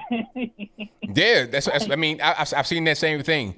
People are saying really crazy things. Like, they don't care. Biden, like I said earlier, he could put on a Klan costume, blackface, go on TV and say, I hate everybody that's not white. And my wife, he could go on TV, slap his wife on TV, and nobody would care. They'd be like, "Oh no, he was just performance art." What are you talking about? But that's what they'll do because they want to try to protect him because they don't have anything else. And he's a Democrat. But let Trump, walk somewhere and brush up against a black person and then say, "Excuse me," they'll be like, "Oh, he assaulted black people. He hates black people." That's what they do all the time. Yeah. No, it's true. My second question is this, and I know you've told me repeatedly not to worry about the polls. They don't mean anything and all that. But, I came across an article that said that that swing states are leaning now more towards Joe Biden, and elderly people are leaving Joe Biden, and Latinos are gaining on Joe Biden. Like, he's getting more Latino momentum. Blacks are gaining on Joe Biden.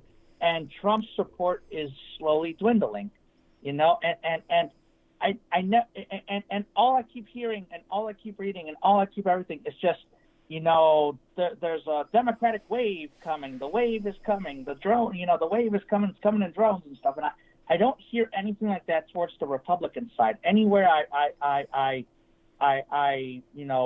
watch the news, and I mostly watch the Daily Wire, Tim Pool, Amazing Lucas, and you, and there's no mention of, even with them, of a red wave, of a Republican wave. And so my confidence in Trump winning keeps lingering every day more and more. And I guess my question to you is, please restore that right now, because okay. I don't. Now I'm going to restore it. Okay, let's look at this. There's one poll that was put out that says Trump has a 96% approval rating in the Republican Party. Okay, let's just keep that clear. 96%. Okay. In California, the seat that was held by what's her name, Katie something, the woman that got caught. Huh? Oh, I think it was like Katie Hill or something, right? So yeah, I think Katie Hill. Yeah, she got caught in the birthday suit in the hotel, brushed her stafford's hair. She quit, talking about it's sexism. No, it's not. You just did something nasty. But anyway, she resigned, and then that seat was taken by a Republican in California. So it's like, all right, we're seeing some things happen, some ripples. You got strong Republican support for Trump. The movement for Trump is really strong. You're seeing all types of Trump merch everywhere. It doesn't really matter what the race is. Like, and back in 2016, to be a black Trump supporter was like kind of an anomaly. It didn't really exist that much. We were there, but not really that much. But now it's like everybody. It doesn't matter what race you are, what color, where you from, what country you from, everybody is involved. But with Joe Biden, where's the enthusiasm? Where's any Joe Biden merchandise? Bumper stickers, T-shirts, book bags, water bottles, nothing, none of that. Yeah, so I don't see that stuff in my state, but I'm always thinking, like, I live in Florida. Florida's, heavy, more Republican than Democrat, but the rest of the world I'm afraid of. You know what I mean? But you don't see it anywhere. Like you would see it like on the news or something. Like you would see stuff like anytime there's any kind of political event, any kind of like protest, any kind of something that has to do with politics, people want action. Is always Trump supporters wearing their gear and stuff like that. You never see anything like that with Joe Biden people. Joe Biden is not a guy that has any kind of he looks like he has like not much longer to live. There's no confidence with him. It's even worse than Hillary Clinton. In 2016, there was no confidence in Hillary Clinton. People were kind of down, but she was a better candidate than Joe Biden is. So it's even worse with him, and he can't campaign, and Trump is the incumbent, and the incumbents almost never lose. So the only way the Democrats would be successful in being able to defeat him is if they go out and try to cheat, which is why they're trying to do the whole, cheat by mail kerfuffle, which is not really going to go over very well. Yeah, I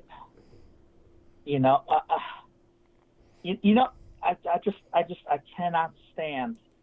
I cannot stand where we are right now. Like my friend that's Native American. Oh my God, I'm sorry. That's African American. I don't know if you watched the show Boondocks. Yeah, I've seen it before. Yeah. Okay.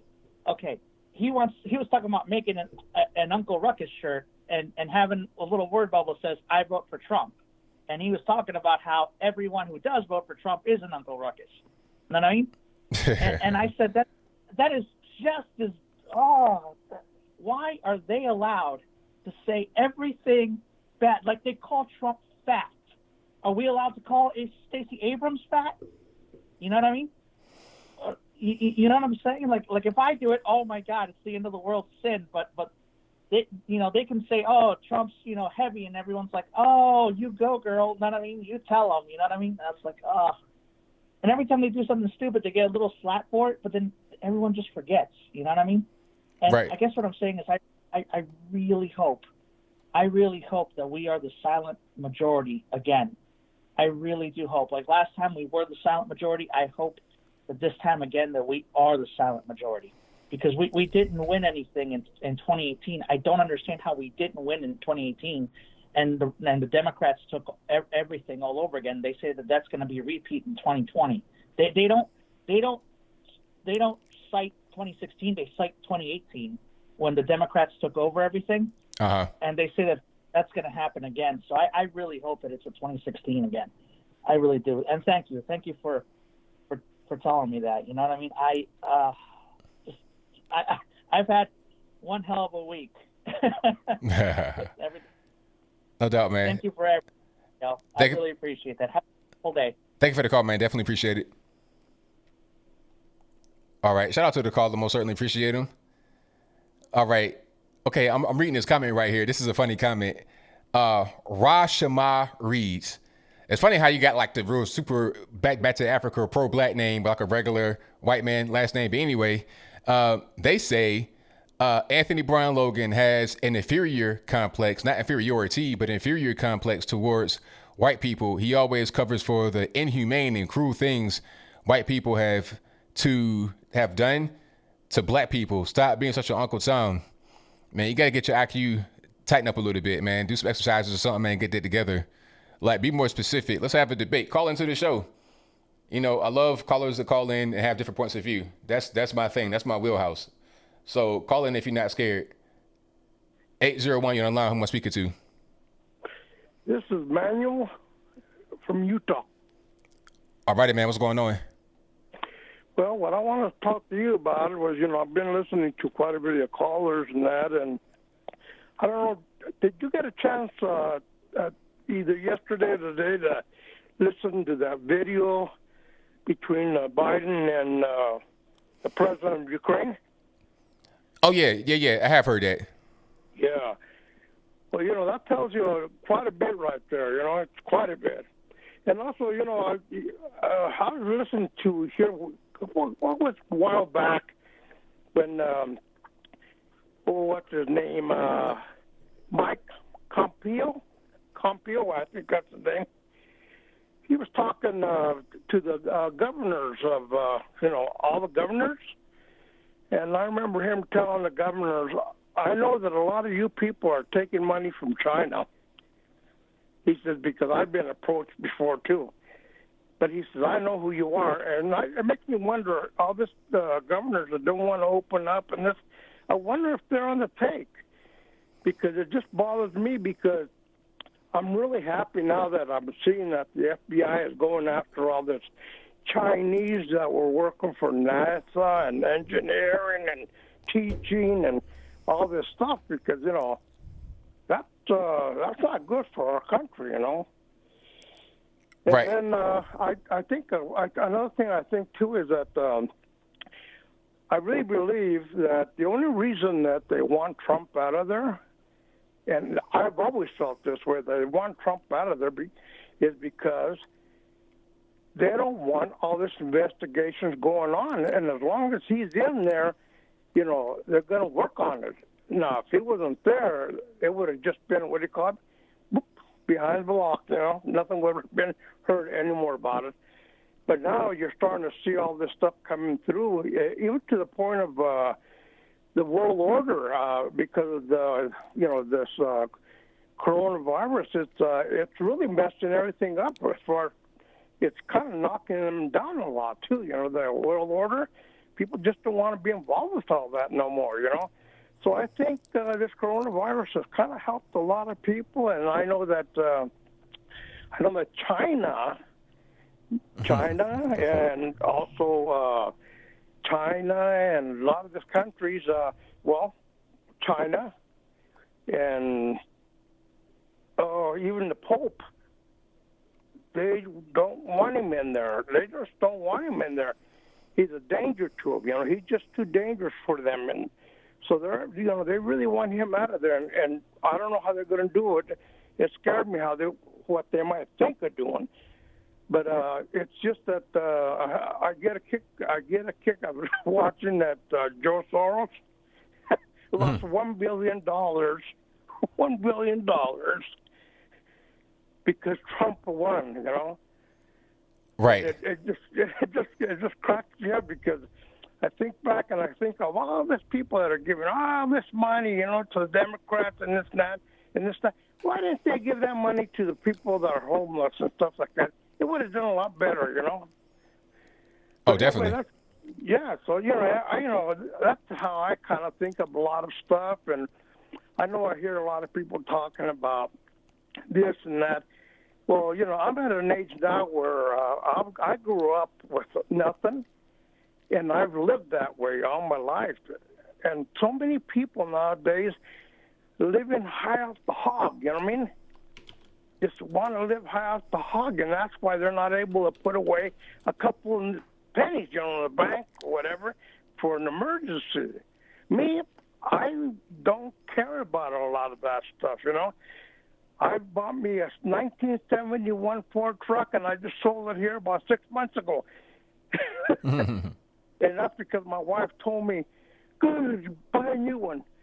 But I have to agree with you on one thing. I worked for the Postal Service for 30 years. And I'll tell you, what goes on at the post office is unbelievable. Just unbelievable, you know. The machinery is so fast. I mean, I'm talking fast.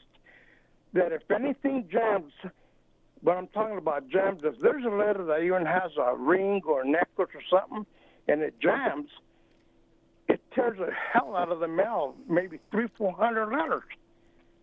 So then the mechanics had to come in and pick all that stuff up. And then we had people on light duty, we had to try to put it together with tape. You know, whether it be a check, maybe just a corner of a check or whatever. So, yeah, there could be a lot of problems with that, you know, plane crashing or train. No, we don't want to do that. You know, we just do not want to do it by mail because I worked 30 years. I know what goes on there, and it's not too good. But anyway, I guess the last thing I'd like to say is, you know, I get so sick and tired of Nancy talking all the time that I really believe that she needs an oil change and new filter and maybe a tune-up. Even though she's 80 years old, she needs that, or, you know, if she wants to continue. But I can't find a mechanic that's willing to do it, so if you can find somebody. If you can find somebody, you know, let me know. But I really appreciate, you know, listening to you, and just I look forward to either, you know, here Wednesday and that. And so, but there's so much good stuff that I hear from, you know, people, and I think that thing on Biden, I think that should be shown a lot more. Because, you know, it's not like he just said, not like he said, you know, if you don't fire him, you don't get, you know, $1 billion. Well, now you see it, the voice in the whole conversation. So, man, that makes me feel so good. But no, I'm always raised a Democrat and stuff like that. But I'm switching over right now because I'm so sick and tired of hearing all these people, even my newspaper, on the opinions. Oh, a bunch of crybabies every day, man. I feel like calling them up and telling them, why don't you just shut up? And, you know, it's okay if you have your opinion, but if you don't know what you're talking about, don't talk about it. You know, leave it alone. Anyway, I'm going to let you go, and I've got to talk to you. Thank you. We'll talk to you later. Thank you for the call, man. Definitely appreciate it. Okay, yeah. Thank you. All right. Shout out to the caller. I still got quite a few calls on the line, but I got to go. It's 11 o'clock. Thank y'all for joining. If you're not able to get on this time, I'm sorry. I'll try to get you on the next time. And thank you all for being here. You guys are great. The best audience on the internet in the world ever. The best. Shout out to the last super chat. That goes to Lil John. I appreciate you for your chat. And shout out to all the PayPal donators, Patreon donators, and everybody that's bought merchandise. To wrap it up right quick, if you've not seen my new merch, I'm going to just pull up the whole store. So just will go ahead and do it. Type in ablmerch.com. And let's see. Let me see if I could just pull it up where it's supposed to be. And let me just get my Skype together. And let's show it properly on the screen. Okay, so of course I got this hat that I'm wearing right here, the We the People, and this is available on here in the black that you see, also in the blue that I have, and also the red that I have on right now. So where's the picture? It just shows the back. It's weird sometimes it does that, but it is the red one I have on right now. So that color right there is kind of off. This is the way it looks, because this camera I have is pretty much true to life the way it's supposed to be. This is a point and shoot camera that costs like $1 trillion. So that's pretty much the way it's supposed to be. Okay, of course I got the ABL logo shirt, the MAGA shirt with the stars, Trump Pence 20, We the People, like the same way I have it here. This is available in the red, black, and blue with the white letters. Also have a mug, and this is a women's size t-shirt. And I have the sticker, same thing, blue, red, black. And I got the Space Force mug, Space Force shirt. That's new. We the People, the same flag I have right here. Kind of hard to tell. The same flag that's right there, that flag I put right on the front of the shirt. Just change the color a little bit. Space Force hat. Of course, I got the You Ain't Black stickers. The shirt available, black, white. And you have to go back. I got that one. The CNN sucks. MSNPC. One of my, that's the original 1776 flag logo I have. 1776 mug. Keep America Great. All that good stuff. Clown World.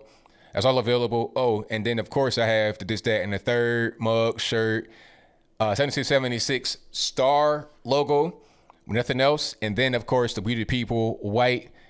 That right there is going to be really nice. I got that one coming in the mail right now myself. Can't wait for that to be there. But that would be pretty much all. Again, go to ablmerch.com. You should be able to pull it up. Hopefully they didn't mess my link up. Let me just see if it works the way it's supposed to. And yep, works just fine. If you got any problems, the links always are in the box, and there's always like products up under the video. That's the same. That's all my products that I've made. It goes straight to me.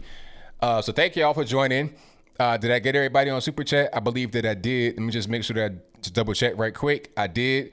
Thank you to all the moderators. You guys do a great job. We got Michelle A. We got Ansel. We got Bill from the Hills. We got True Helper. We got Killer Sushi.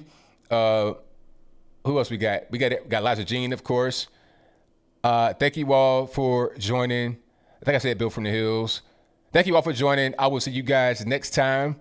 And that will be Wednesday from 8 p.m. Eastern to 11 p.m. Eastern. And until then, y'all be safe. I'm out. And peace.